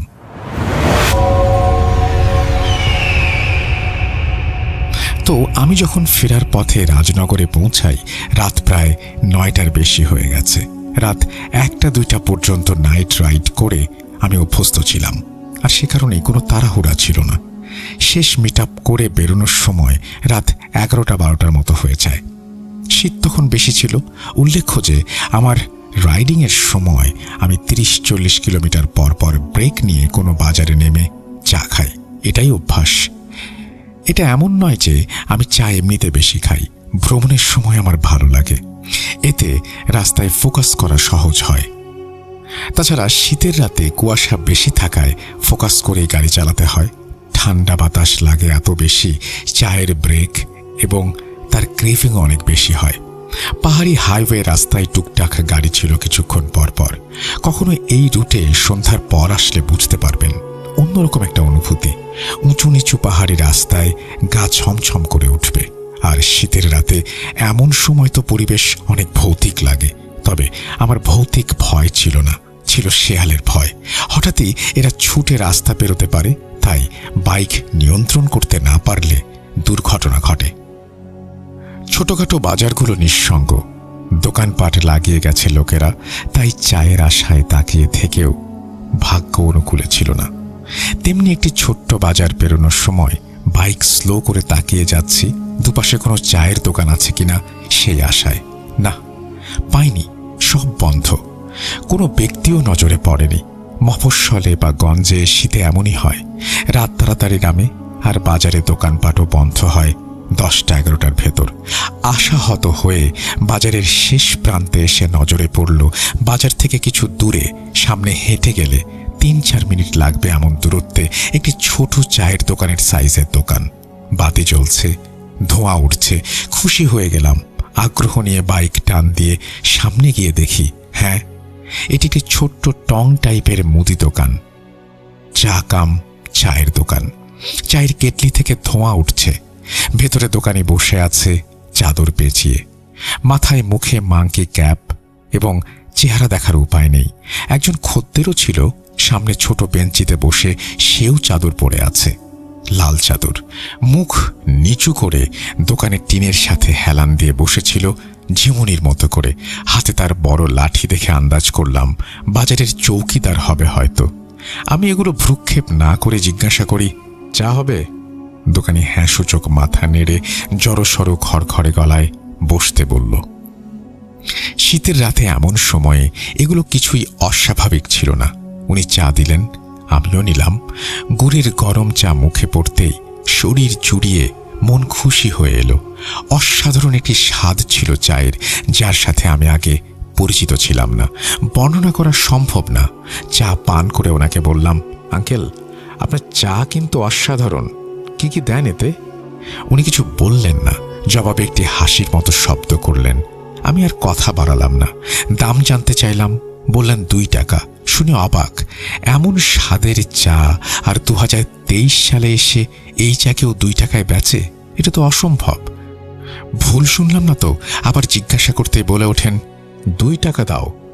কথাটি বললেন সিলেটি ভাষায়। কথার সুরে এমন কিছু ছিল যে আমি প্রভাবিত হলাম। অস্বস্তি লাগলো। চৌকিদার ব্যক্তি কিন্তু যেভাবে মাথা নিচু করেছিলেন সেভাবেই আছেন। হয় ঘুমোচ্ছেন, না হয় আগ্রহ নেই। আমি 2 টাকা দিয়ে আসার সময় অস্বস্তি কাটাতে আড়ষ্ট হাসি দিয়ে বললাম, এমন স্বাদের চা এত কম দামে, এমন চা যদি অন্য কোথাও পাওয়া যেত, এই চায়ের তুলনা নেই। আমার কথা শুনে উনি জবাব দিলেন, আচ্ছা, পাবেন। আমি এই কথার সারমর্ম বুঝলাম না, কথাও বাড়ালাম না। বাইক স্টার্ট দিয়ে রওনা দিলাম। প্রায় 10 কিলো রাস্তা আসার পর সারমর্ম ব্যাখ্যাতীতভাবে সামনে এলো। হঠাৎ করেই আমার সামনে শেয়াল পড়ল। ভোরকে দিয়েছিল, তাই বাইক স্লো করে সাবধানে চালাচ্ছিলাম। এই জায়গায় কুয়াশা একটু কম থাকায় কিছু দূরে লক্ষ্য করলাম একটি বাতি জ্বলছে রাস্তার পাশে। বাইকের গতি কম ছিল। বাতির উৎসের সামনে দিয়ে যাওয়ার সময় চোখ বুলিয়ে আমি হতভম্ব। এ তো সেই চায়ের দোকান। কয়েক সেকেন্ড দেখেছি, তাতেই সেই দোকানি এবং চৌকিদারকে সেই অবস্থাতেই বসে থাকতে দেখলাম। একদম সেম দোকান। রাস্তার পাশে একাকী একটি দোকান, আশেপাশে কিছু নেই। দাঁড়ানোর সাহস হয়নি। শুধু ভাবছিলাম, এটা কি হলো? এই দোকান এখানে আসবে কিভাবে? কয়েক মিনিট পর নিজেকে সান্ত্বনা দেই, হয়তো অন্য একটি দোকান দেখে আগের দোকান ভেবেছি। কিন্তু সেম 2টা লোক বসা, এটির ব্যাখ্যা নেই আমার কাছে। তাও ভাবলাম চোখের ভুল। কিছুক্ষণ আগে দেখে আসায় সেই মেমোরির ছবি হয়তো দৃশ্যর সাথে গুলিয়ে গেছে। জোর করে মাথা থেকে এগুলো সরিয়ে রাস্তায় ফোকাস করলাম। ফেংশুগঞ্জের ব্রিজ পেরিয়ে যাওয়ার সময় আবার চা খেতে ইচ্ছে হলো, কিন্তু লেট হচ্ছে ভেবে ঠিক করি শহরে পৌঁছে চা নেব। লেট হচ্ছিল কারণ কুয়াশায় ভিজিবিলিটি কম থাকায় বাইকে স্পিড তোলা যাচ্ছিল না। 35 থেকে 50 কিলোমিটার স্পিডে চালাচ্ছিলাম। মাঝে মাঝে 1-2টি ট্রাক এবং মাইক্রোবাসের দেখা ছাড়া রাস্তায় আর কিছুই ছিল না। আর একটি বাজার এবং ব্রিজ পার হয়েছি। দুপাশে কিছুই নেই, গাছপালা এবং তার অতীতে হাওরের মতো বিস্তৃত প্রান্তর ছাড়া। হঠাৎই আমার মনে হলো সামনে কিছু আছে। গতি কমিয়ে গিয়ে দেখলাম 2টি সাদা গরু রাস্তার একপাশের লেনে শুয়ে আছে। বিরক্ত হলাম আর পাশ কাটিয়ে যাওয়ার সময় ভাবলাম, এত রাতে গরুকে ছেড়ে রাখে? এই খোলা জায়গায় গরু আসবে কিভাবে, তাও রাত 12টার পর? এই চিন্তাগুলো মাথায় আসার আগেই নজরে পড়ল সামনে রাস্তার পাশে একটি টং দোকান টাইপের দোকান। তখনও বাইকে গতি তুলিনি। ধীরে ধীরে দোকান পার হওয়ার সময় তাকালাম। আমি স্তম্ভিত। এ কি দেখছি আমি? এ তো সেই চায়ের দোকান। সেই দোকানে সেই সেম পুরনো লাল বাল্ব জ্বলছে দোকানে। চায়ের কেটলি থেকে ধোঁয়া উঠছে। এবার কোনো ভুলের অবকাশ নেই। আমি ঠিক দেখেছি, কিন্তু বেঞ্চে সেই চৌকিদার নেই। সে দোকানের পাশে দাঁড়িয়ে আছে। মুখ দেখা যাচ্ছে না, কিন্তু লাল চাদর দেখা যাচ্ছে। হাতের লাঠি উঁচিয়ে ইশারা করছে থামতে। আমি ততক্ষণে বুঝে গেছি আমার সাথে কি করছে। বাইকের গতি তুলে আমি জোরে টান দিয়ে এগিয়ে গেলাম। কুয়াশা, অ্যাক্সিডেন্ট কিছুই মাথায় আসেনি। আমি এগিয়ে চলেছি আর মনে মনে দোয়া পড়ছি। মিনিট খানেক পর চোখের কোণে কিছু একটা নজরে পড়ল।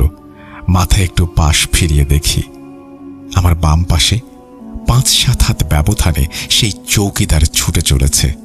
চেহারা দেখা যাচ্ছে না এবং মুখের জায়গায় অন্ধকার। গায়ের লাল চাদরের অংশ পেছনে বড় পতাকার মতো উঠছে। হাতে লাঠি।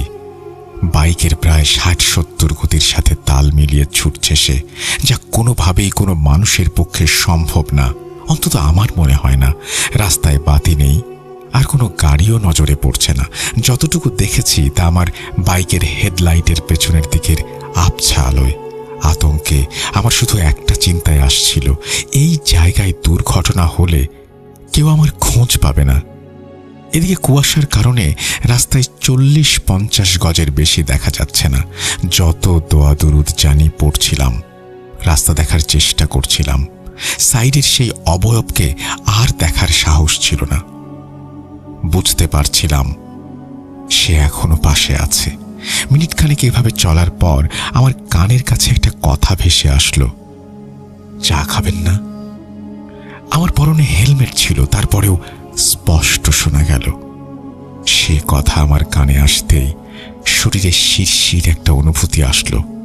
বহু কষ্টে ব্রেনকে নিয়ন্ত্রণ করে বাইক সামলে গতি আরেকটু বাড়িয়ে দেই।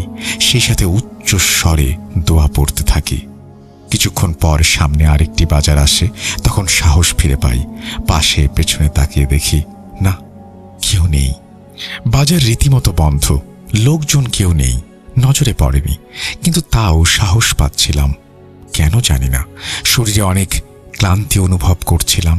হয়তো হঠাৎ হওয়া মানসিক উত্তেজনার কারণে এমন হচ্ছিল। কিন্তু শহর এখনো 18-20 কিলোমিটার দূরে। বাজারে বাইক থামিয়ে ব্যাগ থেকে পানির বোতল বের করে গলা ভেজালাম। যদিও অনেক তৃষ্ণা পাচ্ছিল, কিন্তু বেশি পান করলে শীতের সময় ঘন ঘন বাথরুমে যেতে হয়, তাই পান করিনি। কিছুটা ধাতস্থ হয়ে আবার রওনা দিলাম। বাকি রাস্তায় কিছুই ঘটেনি, তবে ভেতরে ভয় ছিল আর শরীর খারাপ লাগছিল। বাসায় পৌঁছেই বমি করে দেই। গোসল করে ঘুমোতে গেলে ঘুম আসে নিমেষেই। সব মিলিয়ে অনেক ক্লান্ত ছিলাম। তখন আমি জানতাম না আমার সাথে ঘটার আরো বাকি আছে। আমার ঘুম ভাঙল 1 কি 2 ঘন্টার ভেতরেই, কারণ জানা নেই। কিন্তু আমি চোখ খুলতে পারছি, নড়তে পারছি না। চিন্তা ভাবনাও করতে পারছি, আওয়াজ করতে পারছি না। আমি মনে মনে ভাবছি, কি হচ্ছে, স্লিপ প্যারালাইসিস নাকি? কিন্তু আমার এরকম আগে কখনো হয়নি। আর আমি রুমে চোখ বুলাচ্ছি, আর দরজার কাছে অন্ধকার রুমের আবছা আলোয় চোখ আটকে যায়। তখন আমি একটি অবয়ব দেখলাম। কিছুই দেখা যাচ্ছে না ভালোভাবে, কিন্তু লাল কাপড় পরা বুঝলাম। তাৎক্ষণিক মাথায় এলো সেই চাদরওয়ালা চৌকিদারের কথা। অস্থির লাগছিল ব্যাপারটা, কিন্তু নড়তে পারছি না। আমি শর্ট টেম্পারের মানুষ, ক্রমাগত চেষ্টা করছি নড়তে, কিন্তু আওয়াজ করতে না পারায় রাগ হচ্ছিল। সে এক মিশ্র অনুভূতি। দোয়া দরুদ যা জানি পড়ছিলাম, কিন্তু কোনো প্রতিক্রিয়া নেই। অবয়ব যেমন আছে তেমনি, আমার অবস্থাও একই, শুধু নিঃশ্বাসের আওয়াজ শুনছিলাম। মনে হচ্ছিল কি যেন বড় বড় শ্বাস নিচ্ছে। মানুষ সাধারণত এত বড় শ্বাস নেয় না। কতক্ষণ কেটে গেল জানি না। শরীরের সমস্ত বল আর ইচ্ছা শক্তি জড়ো করে ঝট করে উঠে বসলাম। তখন আমার ভয়ের চেয়ে রাগ বেশি কাজ করছিল। শুনতে অস্বাভাবিক লাগলেও আসলেও তাই। আমি শারীরিকভাবে বড় এবং বলশালী হওয়ায় ছোটবেলা থেকেই আমার কনফিডেন্স লেভেল অনেক হাই ছিল। সম্ভাব্য অশরীরীর প্রতি রাগ হচ্ছিল। মাথায় শুধু একটাই চিন্তা কাজ করছিল, আমার পিছু নিয়ে বাসা পর্যন্ত চলে এসেছে। যত যাই হোক, নিজের ঘরে সবারই সাহস কাজ করে। ছুটে গিয়ে লাইট জ্বালালাম, যাই হোক দেখে নেব ভেবে। না, কিছুই নেই রুমে। ঘুমাতে আর পারলাম না। পরদিন আমি স্থানীয় এক হাফেজ সাহেবের কাছ থেকে ঝাড়ফুঁক করে নেই। উনি সব শুনে বলেন, বদজিনের কবলে পড়েছিলাম, সাবধানে পাক পবিত্র থেকে রাতে চলাফেরা করা উচিত। পরবর্তী 10-15 দিন আর রাতে ঘুমোতে পারিনি, যদিও আর কিছুই ঘটেনি এখন অবধি। এখন আমি একা ঘুরি, কিন্তু তারপর থেকে আমি প্রপার রেস্টুরেন্ট ছাড়া চা ব্রেক দেই না, এবং রাত 9টার বেশি বেজে গেলে হাইওয়েতে বাইক চালাই না, একা। এই ছিল আমার নিজের জীবনের সাথে ঘটে যাওয়া একটি ভৌতিক ঘটনা।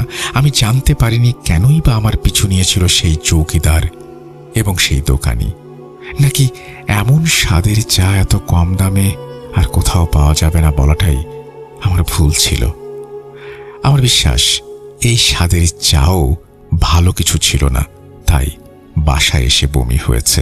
উল্লেখ্য, তাদের আর আমার মধ্যকার কথাবার্তা সিলেটের আঞ্চলিক ভাষায় হয়েছে। প্রচারের স্বার্থে আমি শুদ্ধ বাংলায় লিখেছি। ভালো লাগলে শেয়ার করবেন। এই বলেই মিজান তার ঘটনা শেষ করেছেন। আশা করছি এই ঘটনাটি আপনাদের ভালো লেগেছে। যদি ভালো লাগে অবশ্যই আমাকে জানাবেন। আমরা চলে যাব আমাদের পরবর্তী ঘটনায়।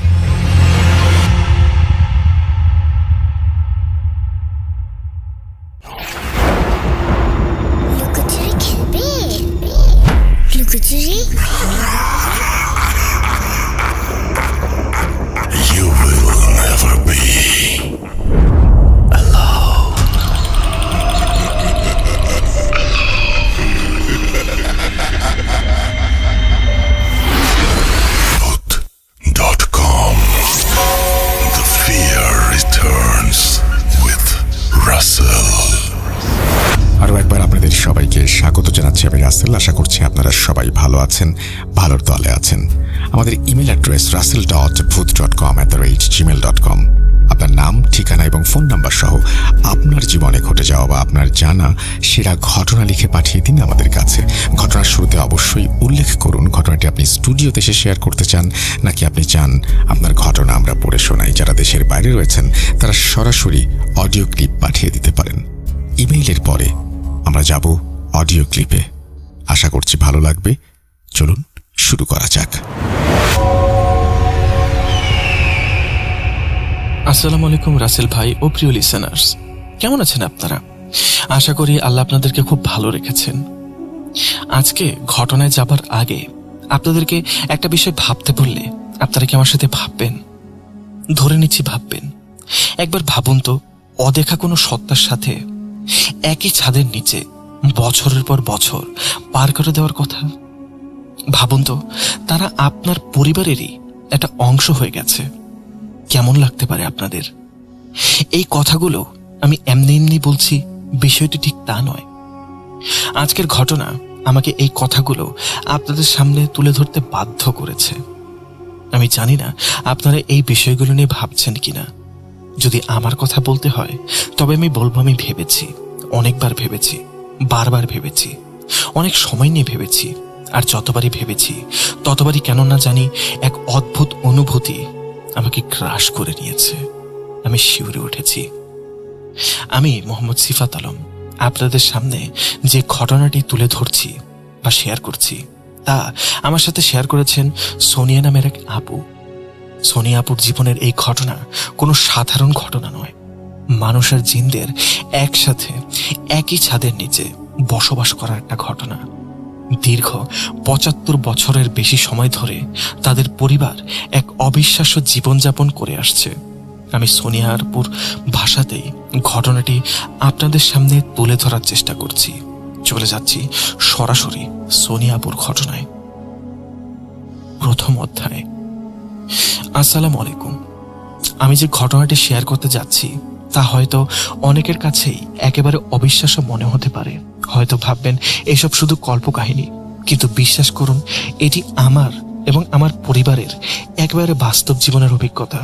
আমি এবং আমার পুরো পরিবার দীর্ঘ ৭৫ বা ৭৬ বছর ধরে জিনদের সাথে একই ছাদের নিচে অত্যন্ত স্বাভাবিকভাবে জীবনযাপন করে আসছি। হ্যাঁ, ঠিকই শুনেছেন আপনারা, ৭৫ বছর। এই দীর্ঘ সময় ধরে তাদের সাথে আমাদের এক অদ্ভুত আর শান্তিপূর্ণ সম্পর্ক তৈরি হয়েছে। এটা এখন আমাদের জীবনের একটা অবিচ্ছেদ্য অংশে পরিণত হয়েছে। আমাদের এই রোমাঞ্চকর আর বিস্ময়কর ঘটনা শুরুটা হয়েছিল অনেক বছর আগে।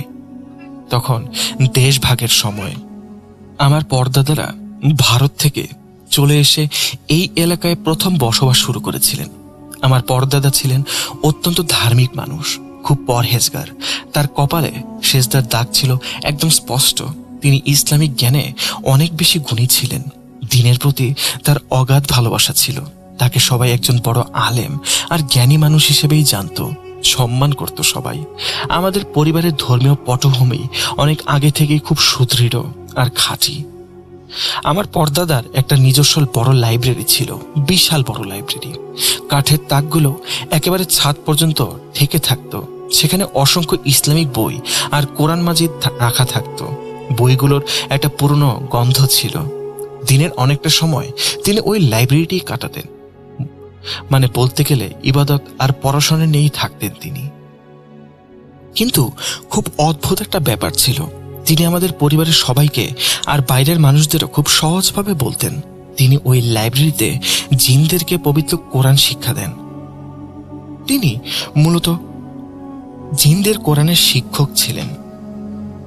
মানুষ কতটা ইসলামিক জ্ঞানে গুণী হলে জিনেরা তার কাছে কোরআন শিখতে আসে তা একবার ভেবে দেখুন আপনারা। তিনি আমাদের পরিবারের প্রতিটি সদস্যকে অত্যন্ত কঠোরভাবে নিষেধ করে দিয়েছিলেন, দিনের একটা নির্দিষ্ট সময়ে কেউ যেন কোনোভাবেই তার সাথে দেখা করতে না আসে, ওই লাইব্রেরির আশেপাশে কেউ যেন না যায়। তিনি বুঝিয়ে বলেছিলেন ওই নির্দিষ্ট সময় জিনদের সাথে তার কোরআন শিক্ষার ক্লাস চলতে থাকে, আর সেই জিনেরা স্বভাবতই সাধারণ মানুষের সামনে আসতে স্বাচ্ছন্দ্য বোধ করে না, নিজেদের প্রকাশ করতে চায় না। তাই তাদের গোপনীয়তা আর স্বাচ্ছন্দ্যের কথা চিন্তা করেই তিনি সবাইকে বারণ করতেন। আমরা সবাই তার এই নির্দেশ অত্যন্ত শ্রদ্ধার সাথে মেনে নিতাম। বাড়ির ছোটদেরও কড়া শাসন করা হতো এই ব্যাপারে। এই নির্দিষ্ট সময়ে ওই লাইব্রেরির ধারে কাছেও ঘেঁষতে দেওয়া হতো না কাউকে। কেউ ভুল করেও ওদিকে পা বাড়াতো না। এরপর সময় তার নিজস্ব গতিতে এগিয়ে যেতে থাকে। দেশভাগের পর যখন আমরা এখানে এসে বসেছি, তার মাত্র 2 থেকে 3 বছর পরের কথা। আমার সেই পরম শ্রদ্ধ পরদাদা একদিন মহান আল্লাহর ডাকে সাড়া দিয়ে ইন্তেকাল করলেন। তার মৃত্যুতে আমাদের পুরো পরিবারে শোকের ছায়া নেমে এলো। সবাই খুব ভেঙে পড়েছিল। কিন্তু তার মৃত্যুর পর এক অদ্ভুত ঘটনা ঘটল। এমন ঘটনা সচরাচর শোনা যায় না, শুনলে যে কারোরই গা ছমছম করে উঠবে। আমার পরদাদার কাছে যে জিনেরা কোরআন শিখতে আসতো, তারা আসলে একা আসতো না, তারা সপরিবারে সেখানে বসবাস করত। পরদাদার মৃত্যুর পর সেই জিন পরিবারগুলো একদিন আমার দাদার কাছে এসে হাজির হলো। আমার দাদার নাম ছিল সুলাইমান। দাদা একদিন রাতে তার ঘরে বসে আছেন। হঠাৎ করে ঘরের পরিবেশটা একটু অন্যরকম হয়ে গেল। একটা অদ্ভুত সুগন্ধি, গোলাপ জল আর কেমন যেন আগরবাতির গন্ধ। দাদা বুঝতে পারলেন কেউ এসেছে। জিনেরা অত্যন্ত বিনয়ের সাথে আমার দাদাকে সম্বোধন করলো। মানুষের রূপ ধরে এসেছিল হয়তো। তারা বলল, আমরা আপনার পিতার আচার আচরণ আর তার ইসলামিক জ্ঞানে অত্যন্ত মুগ্ধ। আমরা তার কাছে কোরআন শিখতাম। এই পরিবারের সাথে আমাদের একটা আত্মিক সম্পর্ক তৈরি হয়ে গেছে। এখন তিনি যেহেতু আর বেঁচে নেই, তাই আপনারা যদি আমাদের সদয় অনুমতি দেন, তবে কি আমাদের পরিবারগুলো আপনাদের এই বাড়ির উপরের ফাঁকা অংশগুলোতে স্থায়ীভাবে বসবাস করতে পারে? আমরা আপনাদের সাথেই থাকতে চাই। যদি আমরা উপরের অংশগুলোতে চলে যাই, তবে আপনাদের কোনো সমস্যা হবে কি? আমার দাদা সুলাইমান ছিলেন অত্যন্ত শান্ত আর বিচক্ষণ একজন মানুষ। তিনি তাদের কথা শুনে বিন্দুমাত্র বিচলিত হলেন না, খুব স্বাভাবিকভাবেই উত্তর দিলেন। তিনি মাথা নেড়ে বললেন, হ্যাঁ, আপনারা থাকতে পারেন। এতে আমাদের তরফ থেকে কোনো ধরনের সমস্যা বা আপত্তি নেই। আপনারা নিশ্চিন্ত উপরের অংশে বসবাস করতে পারেন। ব্যাস, দাদার এই সম্মতির পর থেকেই মূলত তাদের সাথে আমাদের নতুন অধ্যায়ের সূচনা হলো। তাদের যতগুলো পরিবার সেখানে ছিল, তারা সবাই খুব শান্তিতে আমাদের সাথে উপরের তলায় ধারাবাহিকভাবে বসবাস করতে শুরু করলো। আপনারা তো জানেনই আগের যুগের মানুষের জীবনযাপন কেমন ছিল। তখন সবাই বিশাল একান্নবর্তী পরিবারে বাস করত। আমাদের পরিবারটি ছিল ঠিক তেমনই একটা বিশাল পরিবার। সবাই মিলেমিশে একই সাথে থাকতাম। চাচা, ফুপু, কাজিনরা সবাই এক বাড়িতে থাকতাম। কিন্তু সময়ের সাথে সাথে পরিবারের পরিধি বাড়তে শুরু করলো। পরিস্থিতি কিছুটা বদলাতে লাগলো। আমার চাচারা আর চাচাতো ভাই বোনেরা যখন ধীরে ধীরে নিজেদের জন্য আলাদা বাড়ি তৈরি করে সেখানে বসবাস করতে শুরু করলো, তখন এক বিস্ময়কর ব্যাপার ঘটলো। আমরা দেখলাম ওই জিন পরিবারগুলো ঠিক আমাদের মানুষের মতোই নিজেদের পরিবারকে আলাদা করে ফেলেছে। মানে আমার কোনো চাচাতো ভাই বা কোনো চাচা যখনই নতুন কোনো বাড়ি কিনে সেখানে থাকতে শুরু করেন, তখন ওই জিন পরিবারের থেকেও কিছু সদস্যরা আলাদা হয়ে যেত। তারা গিয়ে ওই নতুন বাড়িতে চাচাদের সাথে বসবাস করতে শুরু করত। তারা যেন আমাদের পরিবারেরই এক অদৃশ্য আর অবিচ্ছেদ্য অংশ হয়ে গিয়েছিল। যেখানে আমাদের পরিবারের কেউ যাচ্ছে, তারা সেখানে ছায়ার মতো সাথে যাচ্ছে। ব্যাপারটা আসলে অবাক করার মতো, তাই না? সাধারণত এই জিনগুলো অত্যন্ত শান্তিপ্রিয় ছিল। তারা সবাই ধর্মপ্রাণ মুসলমান। তারা কখনোই আমাদের অকারণে বিরক্ত করত না। কিন্তু বছরে কিছু নির্দিষ্ট মাস বা কিছু সময় এমন আসে যখন তাদের মধ্যে এক অদ্ভুত চাঞ্চল্য দেখা যায়। তারা নানা ধরনের অনাকাঙ্ক্ষিত কার্যকলাপ শুরু করে দেয়। আমি প্রথমে আমার নিজের জীবনের একটা অত্যন্ত ভয়ঙ্কর অভিজ্ঞতার কথা বিস্তারিত জানাচ্ছি, তাহলে আপনারা পুরো বিষয়টি পরিষ্কারভাবে বুঝতে পারবেন। ঘটনাটি ঘটেছিল আমাদেরই একটা পারিবারিক মিলন মেলার দিনে। ঈদের সময় ছিল বোধহয়, আমার সম্পূর্ণ মনে নেই। আমাদের একজন চাচাতো ভাইয়ের বাড়ি আমার বাড়ির খুব কাছেই অবস্থিত। ওই ভাইয়ের নাম ছিল রাকিব ভাইয়া। আমাদের এই বাড়িটি হলো পরিবারের প্রধান কেন্দ্রবিন্দু। যখন ঈদ বা অন্য কোনো উৎসব আসে, তখন পরিবারের সবাই এই বাড়িতে এসে জড়ো হয়। এমনকি পরিবারের কারো যদি ছোটখাটো কোনো সমস্যাও দেখা দেয়, তাহলে সবাই সমাধানের জন্য এই বাড়িতে ছুটে আসে। এর প্রধান কারণ হলো আমার বাবা তার ভাই বোনদের মধ্যে সবার বড়। সবাই তাকে অভিভাবক হিসেবেই মেনে নিয়েছে। তো সেই দিনটিতেও এমন একটা পারিবারিক আবহ বিরাজ করছিল। সবাই মিলে একসাথে আড্ডা দিচ্ছিলাম। হঠাৎ আমার এক চাচি আমাদের সবাইকে বললেন, আমরা এখন রাকিবদের বাড়িতে যাচ্ছি, তোমরা সবাইও আমাদের সাথে চলে আসো। আমি তখন আমার সমবয়সী চাচাতো ভাই বোনদের সাথে খেলাধুলায় মগ্ন ছিলাম। আমরা খুব আনন্দে খেলছিলাম। তাই আমি চাচিকে বললাম, আপনারা সবাই এখন যান, আমরা আমাদের খেলা শেষ করে তারপর আসব। এই কথা শুনে বড়রা সবাই রাকিব ভাইয়াদের বাড়িতে চলে গেলেন। আমরা কয়েকজন ভাই বোন মিলে খেলায় মগ্ন ছিলাম। আর এতটাই মগ্ন ছিলাম যে আশেপাশের পরিবেশ নিয়ে আমাদের কোনো মাথা ব্যথাই ছিল না। এই কিছুক্ষণ পর হঠাৎ করে আমার এক চাচাতো ভাইয়ের খুব তৃষ্ণা পেল। ওর নাম ফাহিম। ফাহিম পানি খাওয়ার জন্য একা একা নিচের তলায় নেমে গেল। আমরা উপরে বসে খেলছি। 5-10 মিনিট চলে গেল, ফাহিমের কোনো খবর নেই। হঠাৎ সিঁড়িতে ধূপধাপ শব্দ। তাকিয়ে দেখি ফাহিম অত্যন্ত আতঙ্কিত অবস্থায় হাঁপাতে হাঁপাতে ওপরের দিকে ছুটে আসছে। ওর চোখে মুখে ভয় আর অত্যন্ত আতঙ্ক। ওর চোখ মুখ ভয় পুরো ফ্যাকাশে হয়ে গেছে, কেমন যেন কাগজের মতো সাদা দেখাচ্ছে তাকে। ছেলেটা কাঁপছে। আমি কি করব কিছুই বুঝে উঠতে পারছিলাম না। সে কাঁপতে কাঁপতে আমাদেরকে বলতে লাগলো সে নিচে এক অদ্ভুত দৃশ্য দেখেছে। সে বলল, আমি দেখলাম বোরকা পরা একজন মহিলা কখনো এদিকে যাচ্ছে, আবার কখনো ওদিকে যাচ্ছে, বারবার বিভিন্ন জিনিসে হাত দিচ্ছে আর নড়াচড়া করছে। এই কথা শুনে আমরা সবাই খুব ভয় পেয়ে গিয়েছিলাম। সে আমাদের সবাইকে জোরে জোরে ডাক দিতে লাগলো। ওর ডাক শুনে আমরা সবাই তাড়াহুড়ো করে নিচে নেমে এলাম। পরিস্থিতি বোঝার চেষ্টা করছিলাম। প্রথমে আমার মনে হলো ওই মহিলাটি হয়তো আমাদের বাড়িতে কাজ করার কোনো বুয়া হবেন। তার নাম ছিল সুফিয়া খালা। আমি ভাবলাম সুফিয়া খালাই হয়তোবা ছিল। ছোটবেলা থেকেই এই সুফিয়া খালার সাথে আমার একেবারেই বনিবনা হতো না। আমাদের সম্পর্ক খুব একটা ভালো ছিল না, কিন্তু এরপর আমরা যা দেখলাম তা আমাদের রক্ত হিম করে দেওয়ার জন্য যথেষ্ট ছিল। ভয়ে কেমন যেন বুকের ভেতরটা ধুক ধুক করে উঠল। আমরা দেখলাম একটা বোরকা পরা অবয়ব অত্যন্ত স্বাভাবিকভাবে পুরো বাড়িতে ঘোরাফেরা করছে স্বাচ্ছন্দ্যে। তার হাঁটা চলার ধরন মোটেও কোনো স্বাভাবিক মানুষের মতো না। সে এমনভাবে হাঁটছিল যা দেখে আমাদের গা ছমছম করে উঠল। পা যেন দুটো ফ্লোরের সাথে আটকে যাচ্ছে।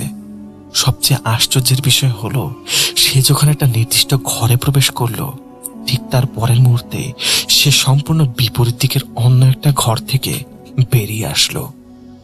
অথচ ওই দুই ঘরের মাঝখানে যাতায়াত করার মতো কোনো রাস্তা বা দরজা একেবারেই ছিল না। দেয়াল ফুঁড়ে এপার ওপার হচ্ছিল।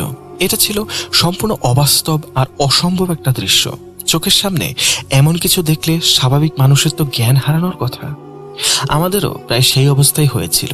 যেহেতু আমরা তখন বয়সে বেশ ছোট ছিলাম, তাই প্রথমে এই অদ্ভুত ঘটনার কোনো অর্থই আমরা বুঝতে পারছিলাম না। আমরা ধীরে ধীরে বেশ আতঙ্কিত হয়ে পড়লাম। আমি যেহেতু ভাই বোনদের মধ্যে একটু ছোট ছিলাম, তাই আমি ভয়ে ভয়ে কাজের বুয়া সুফিয়া খালাকে বারবার নাম ধরে ডাকতে লাগলাম। আমি চিৎকার করে বলছিলাম, সুফিয়া খালা, ও সুফিয়া খালা, আপনি কি ওখানে? কিন্তু কোনো উত্তর আসছিল না। একদম চুপ, পিনপতন নীরবতা। শুধু ওই বোরকা পরা অবয়বটি ক্রমাগত ওই অদ্ভুত কাজগুলো করেই যাচ্ছিল। সেই ঘরটি এমনিতেই বেশ ভুতুরে বলে আমাদের মাঝে পরিচিত ছিল। আমরা সবাই একে অপরের মুখ চাওয়াচাই করে বসে রইলাম, ভয়ে কারো মুখ দিয়ে কোনো কথা বের হচ্ছিল না। প্রথম অধ্যায় শেষ হলো। দ্বিতীয় অধ্যায়। আমি ব্যক্তিগতভাবে এসব ব্যাপার নিয়ে অনেক পড়াশোনা করি। আমি আপনার বিভিন্ন এপিসোডও নিয়মিত শুনি, এসব বিষয়ে জ্ঞান অর্জন করার চেষ্টা করি। আমি একটা বইয়ে পড়েছিলাম, এক ধরনের বিশেষ সত্তা আছে যারা মানুষের ঘুমের মধ্যে বোধহয় ধরে রাখে তাদেরকে, বোবায় ধরা বলে তাদেরকে। এই নির্দিষ্ট সত্তাটিকে সালাদ বলা হয়। মূলত মুহাম্মদ ইবনে জাকারিয়া আল রাজি নামের একজন বিখ্যাত লেখক আর গবেষক তার একটা বইয়ের মধ্যে এই বিষয়ে বিস্তারিত লিখে গেছেন। তিনি তার বই উল্লেখ করেছেন এই সালাত নামক সত্তাগুলোকে তিনি ভারত উপমহাদেশের দেশগুলোতে অত্যন্ত বেশি মাত্রায় পর্যবেক্ষণ করেছেন। তার মতে এই অঞ্চলটি এক ধরনের সত্তায় পরিপূর্ণ হয়ে আছে। আমার নিজের জীবনও ঠিক এই ধরনের একটা ভয়ানক রাত এসেছিল। আমি কোনোদিন ভুলতে পারবো না সেই রাতটার কথা। সেদিন রাতে আমি আমার ঘরে ঘুমাচ্ছিলাম। মাঝরাত, চারপাশ একদম নিস্তব্ধ। হঠাৎ আমার ঘুম ভেঙে গেল। চোখ খুলতেই আমি অনুভব করলাম যে আমার বুকের উপর প্রচন্ড ভারী কিছু চেপে বসে আছে। আমার মনে হচ্ছে আমি যেন আমার বুকের উপর একটা বিশাল চাপা পাথর অনুভব করছি, অথচ আমার শারীরিকভাবে কোনো সমস্যাই হচ্ছিল না। পুরো একটা গম্ভীর অন্ধকার আমার রুমকে আচ্ছাদিত করে রেখেছিল, আর সেই অন্ধকারের মধ্যে অসংখ্য কালো ছায়ামূর্তি পুরো ঘর জুড়ে দাঁড়িয়েছিল, যাদেরকে আমি হালকা আলোয় বুঝতে পারছিলাম আর অনুভব করতে পারছিলাম। তাদের কোনো নির্দিষ্ট অবয়ব বা মুখমণ্ডল বোঝা যাচ্ছিল না, কেবল ঘন কালো ধোয়ার মতো বড় বড় শরীর দেখা যাচ্ছিল। আমার তখন আক্ষরিক অর্থে শ্বাস বন্ধ হয়ে আসছিল। আমি কোনোভাবে বাতাস টানতে পারছিলাম না, গলা শুকিয়ে কাঠ হয়ে আসছিল। আমি বুঝতে পারছিলাম আমি এক ভয়ানক বিপদের সম্মুখীন হয়েছি। আমি আমার সর্বশক্তি প্রয়োগ করে কোনো মতে বিছানা থেকে উঠে বসলাম। কাল বিলম্ব না করে সাথে সাথে অজু করে পবিত্র নামাজ আদায় করলাম, আল্লাহর কাছে পানাহ চাইলাম। কোরআন তেলাওয়াত করার পর আমার বুকের উপর থেকে সেই ভারী চাপটা ধীরে ধীরে কমে যেতে শুরু করলো। আমি আবার গিয়ে ঘুমিয়ে পড়লাম, কিন্তু বুকের ভেতরে সেই কাঁপুনিটা অনেকক্ষণ পর্যন্ত ছিল। ঠিক একই দিনে আমার পাশেই আমার আরেকজন কাজিন ঘুমাচ্ছিল। ওর নাম সাদমান। সাদমান গভীর রাতে হঠাৎ করে প্রচন্ড আতঙ্কে চিৎকার করে ঘুম থেকে লাফিয়ে উঠল। ওর চোখ মুখ ভয়ে এতই বড় হয়ে গিয়েছিল যে মনে হচ্ছিল যেন সে নিজের সামনে যমদূত দেখেছে। সে কাঁপতে কাঁপতে আমাকে বলল, আমি খুব গভীর শান্তিতে ঘুমাচ্ছিলাম। হঠাৎ করে আমি অনুভব করলাম কেউ একজন অন্ধকারে আমার গালের উপর সজোরে চড় মেরেছে। আপু, শুধু একবার নয়, আমাকে রীতিমতো কয়েকটা থাপ্পড় মারা হয়েছে। এই প্রচন্ড আঘাতের কারণে আমার ঘুম ভেঙে গেছে। মেয়েটার গালে সত্যি সত্যি কালো দাগ বসে গিয়েছিল। এই ধরনের অদ্ভুত আর ভীতিকর ঘটনাগুলো আমাদের জীবনের মাঝে মাঝেই ঘটতে থাকে। আমার বোন সাদমানের সাথে আরো বেশি ঘটতো এই ঘটনাগুলো, কিন্তু আজ আমি তার ঘটনা শেয়ার করছি না। সামগ্রিকভাবে বলতে গেলে এই জিনেরা সাধারণত আমাদের কোনোভাবেই বিরক্ত বা ক্ষতি করত না, কিন্তু ওই যে বললাম, বছরে কিছু নির্দিষ্ট সময়ে হঠাৎ করে এই ধরনের কার্যকলাপ শুরু হয়ে যেত। কেন এমনটা হতো তা আমাদের আজও অজানা। যখনই পরিস্থিতি এই ধরনের রূপ নিত আর তাদের কার্যকলাপগুলো এমন হয়ে যেত, তখন আমরা বেশ অসহায় বোধ করতাম। আমার বাবা অত্যন্ত কঠোর একটা পদক্ষেপ নিলেন। এরপর আমার বাবা ছিলেন অত্যন্ত সাহসী একজন মানুষ। তিনি তখন আমাদের সবাইকে বলতেন, তোমাদের একদমই ভয় পাওয়ার কোনো দরকার নেই, তোমরা নিজেদের ঈমান শক্ত রাখো। এরপর তিনি একাই ধীরে ধীরে আমাদের বাড়ির সেই উপরের দোতলার অংশটিতে চলে গেলেন, যেখানে জিনদের পরিবারগুলো বাস করত। তিনি বলে দিতেন, তিনি বলতেন, দেখো, তোমরা আল্লাহর সৃষ্টি, আমরাও আল্লাহর সৃষ্টি। আমরা তোমাদের আমাদের বাড়িতে থাকার সুযোগ করে দিয়েছি, জায়গা দিয়েছি। তোমরা যদি আমাদের সাথে এই বাড়িতে থাকতে চাও, তবে তোমাদের সম্পূর্ণ শান্তিতে, নিয়ম শিষ্টাচার মেনে এখানে থাকতে হবে। এই ধরনের কোনো ভয়ের কাজ তোমরা করতে পারবে না। যদি তোমরা এরপরও আমাদের পরিবারের কাউকে এভাবে কষ্ট দাও, তবে আমরা বাধ্য হয়ে তোমাদের সবাইকে এই বাড়ি থেকে চিরতরে বিদায় করে দেব। আমার বাবার এই চূড়ান্ত আর আত্মবিশ্বাসী বক্তব্যের পর পরিস্থিতি একেবারে জাদুর মতো শান্ত হয়ে গেল। তার এই সতর্কবাণীর পর দীর্ঘ সময়ের জন্য আর কোনো ধরনের অনাকাঙ্ক্ষিত কোনো ঘটনা ঘটত না।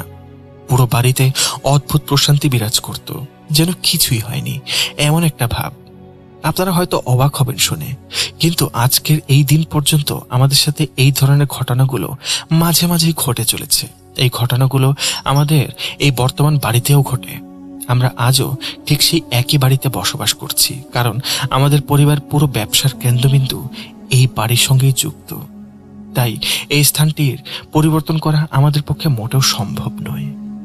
এই জিনদের উপস্থিতি এখন আমাদের জন্য এতটাই সাধারণ একটা বিষয় হয়ে দাঁড়িয়েছে যে এটি নিয়ে আমরা আর মোটেও বিচলিত হই না। শুধু আমরা নিজের পরিবারের নয়, আমার বৃহত্তর পরিবারের প্রতিটি সদস্যই এই ব্যাপারটি সম্পর্কে অত্যন্ত ভালোভাবে অবগত আছেন। পরিবারের সবাই এখন এই অবস্থার সাথে পুরোপুরি মানিয়ে নিয়েছেন। আপনারা হয়তো বুঝতে পারছেন আমি আমার বাড়ির ঠিকানা কেন দেইনি। আমাদের বিশাল পরিবারের মধ্যে এমন একজন ব্যক্তিকেও আপনি খুঁজে পাবেন না যিনি এই ধরনের কোনো সত্তার মুখোমুখি হননি। এটি আমাদের সবার জন্য অত্যন্ত স্বাভাবিক একটা ঘটনা। মানুষের মনে অদৃশ্যের প্রতি যে স্বাভাবিক ভয় কাজ করে, সেই ভয়ের জিনিসটা আমাদের মন থেকে পুরোপুরি উঠে গেছে, কারণ এই বিষয়গুলো আমাদের প্রাত্যহিক জীবনের একটা অংশে পরিণত হয়েছে। আমি আপনাদেরকে আমার পরদাদার সেই কোরআন শেখার ক্লাসের ব্যাপারে আরো কিছু চমৎকার তথ্য জানাচ্ছি। মাঝে মাঝে এমন চমৎকার সব ঘটনা ঘটে যা দেখে আমরা নিজেরা মুগ্ধ হয়ে যাই। আমাদের বাড়ির উপরের তলায় একটা নির্দিষ্ট গেস্ট রুম আছে। আমাদের বাড়িতে যে সুফিয়া খালা কাজ করে, সে ওই উপরের গেস্ট রুম পরিষ্কার করার জন্য সেখানে যায় একদিন। তখন মাঝে মাঝেই সে অবাক করার দৃশ্য দেখতে পায়। সে যখন পরিষ্কার করার উদ্দেশ্যে ওই নির্দিষ্ট ঘরের দরজা খোলে, তখন সে পরিষ্কার দেখতে পায় একজন বয়স্ক হুজুর সেখানে বসে আছেন, আর তার সামনে অনেকগুলো ছোট ছোট বাচ্চা বসে অত্যন্ত মনোযোগ দিয়ে পবিত্র কোরআনের ক্লাস করছে। অর্থাৎ আমার পরদাদার কাছে যে জিন ছাত্ররা একসময় কোরআন শিখত, তারা এখন নিজেরাই হয়তো অনেক বড় আলেম হয়ে গিয়েছে। তারা তাদের পরবর্তী প্রজন্মকে কোরআন মাজিদ পড়ানো শুরু করে দিয়েছে। তারা নিজেরাই এখন শিক্ষাদানের মহান কাজটি চালিয়ে যাচ্ছে। এমনকি আশেপাশের অন্যান্য জায়গা থেকেও অনেক শিশু তাদের কাছে কোরআন শিখতে আসে। দৃশ্যটা চিন্তা করলেই কেমন যেন অদ্ভুত প্রশান্তি লাগে মনে, তাই না? আমার পরদাদার মৃত্যুর পর আরো একটা উল্লেখযোগ্য ঘটনা ঘটেছিল। আমার পরদাদার ইন্তেকালের কিছু সময় পর আমার দাদাও যখন ইন্তেকাল করলেন, তখন সেই জিনেরা আবারও আমাদের পরিবারের কাছে এসেছিল। তারা আমাদের পরিবারের অন্য একজন বয়োজ্যেষ্ঠ মুরব্বীর কাছে গিয়ে অত্যন্ত বিনয়ের সাথে অনুরোধ করেছিল। তারা বলেছিল, আপনাদের পরিবারের যে দুজন মহান ব্যক্তি আমাদের কোরআন শিক্ষা দিতেন, তারা দুজনেই এখন ইন্তেকাল করেছেন।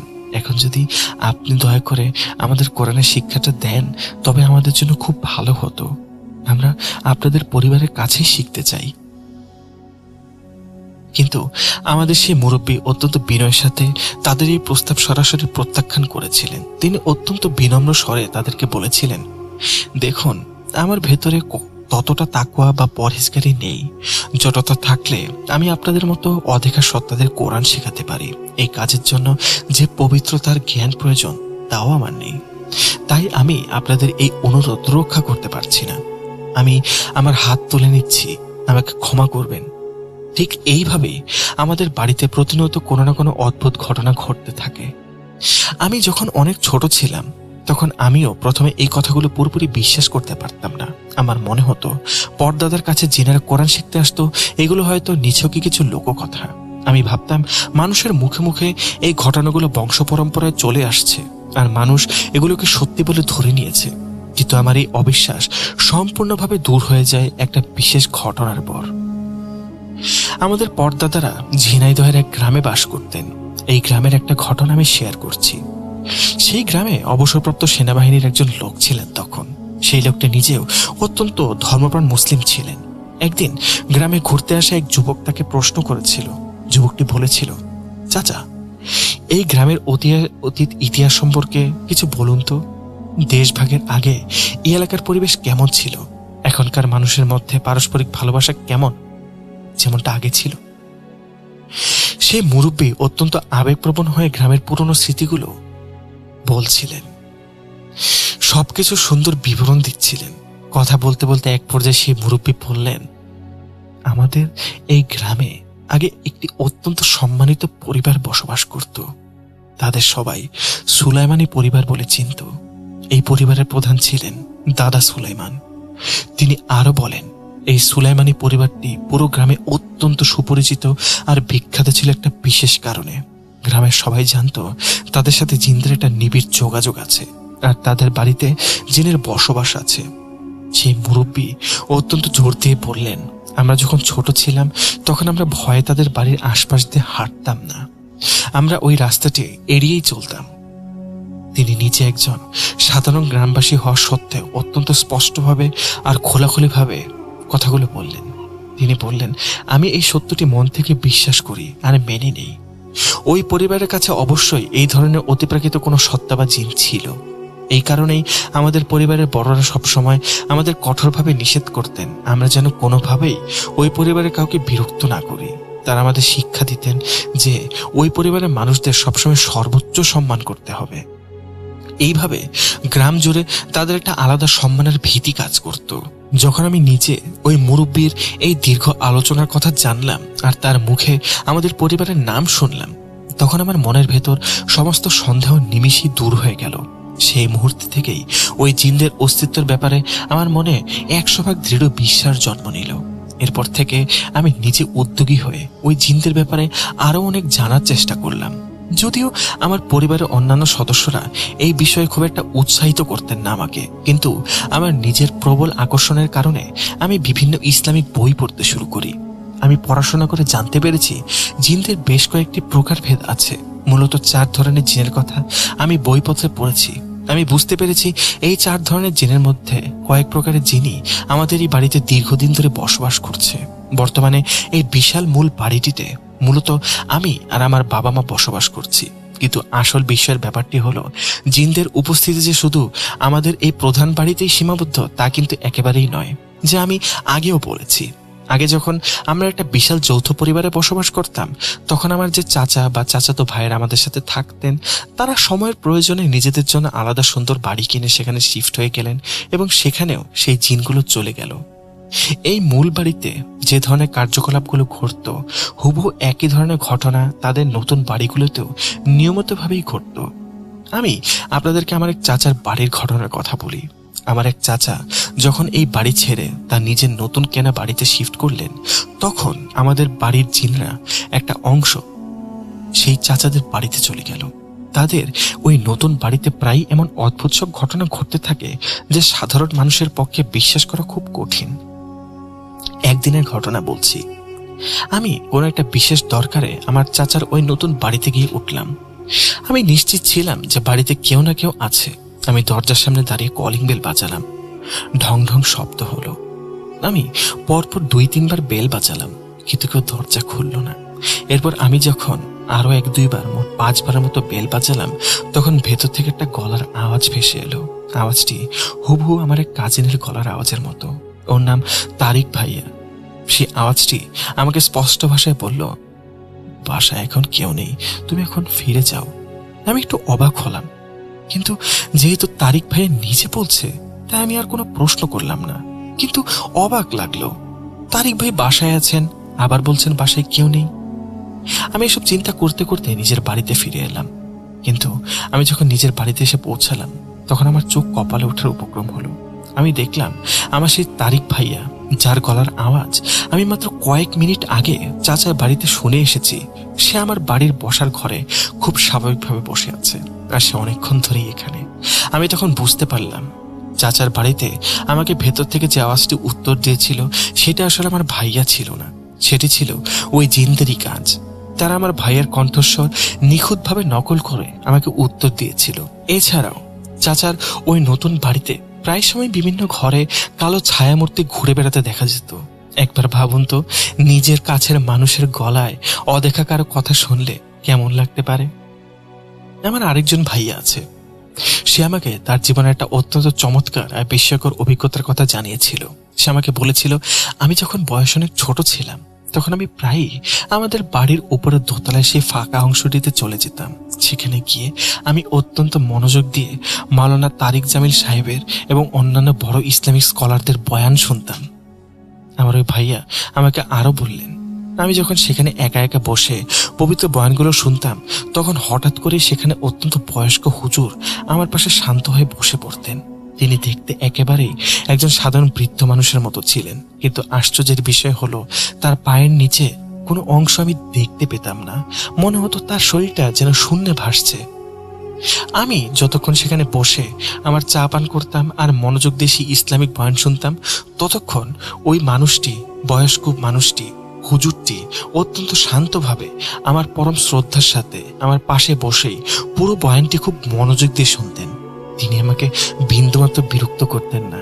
এরপর যখনই স্কলারের বয়ানটি শেষ হতো তখন তিনি কোনো কথা না বলেই নীরবে সেখান থেকে উঠে আবার নিজের জায়গায় চলে যেতেন। আমাদের জীবনের সার্বিক পরিস্থিতি ঠিক এমনই ছিল। আমরা এই জিনদের সাথে বছরের পর বছর ধরে বসবাস করতে করতে এতটাই স্বাভাবিক হয়ে গিয়েছি, এখন আমাদের মনে এদের নিয়ে বিন্দুমাত্র কোনো ভয় কাজ করে না। ছোটবেলায় যখন প্রথম প্রথম আমরা এই জিনিসগুলো দেখতাম তখন স্বভাবতই আমাদের মনে প্রচন্ড ভয় লাগতো, কিন্তু আমাদের বাবা মা এবং পরিবারের বড়রা ছোটবেলাতেই আমাদের মন থেকে এই ভয়ের বীজটি চিরতরে উপড়ে ফেলেছিলেন। তারা সব সময় আমাদের অত্যন্ত সুন্দরভাবে বুঝিয়ে বলতেন, ভয় পাওয়ার কিছু নেই, এরাও আল্লাহর সৃষ্টি, আর এই জিনেরা তো আমাদের সাথে পৃথিবীতে বসবাস করবে, এটাই তো আল্লাহর নিয়ম। তাই এইসব ঘটনা এখন আমাদের প্রাত্যহিক জীবনের এক অত্যন্ত সাধারণ অংশে পরিণত হয়েছে। মানুষের মনে অদেখা জগতের প্রতি যে ভয় থাকে তা আমাদের পরিবার থেকে অনেক আগে বিদায় নিয়েছে। আমরা এখন তাদের অস্তিত্ব মেনে তাদের সাথেই খুব শান্তিতে জীবনযাপন করছি। প্রিয় লিসেনার্স, এই ছিল সোনি আপু শেয়ার করা আজকের ঘটনা। আজকের এই ঘটনাটি যারা এতক্ষণ মনোযোগ দিয়ে শুনলেন তাদের সকলকে অসংখ্য ধন্যবাদ। আপনাদের এই ভালোবাসাই আমাদের সামনে এগিয়ে যাওয়ার প্রেরণা। ইনশাল্লাহ খুব দ্রুতই আবার নতুন কোনো ঘটনা নিয়ে হাজির হব আপনাদের মাঝে। ততদিন সকলেই ভালো থাকবেন, সুস্থ থাকবেন এবং ভূত.com-এর সাথেই থাকবেন। আসসালামু আলাইকুম।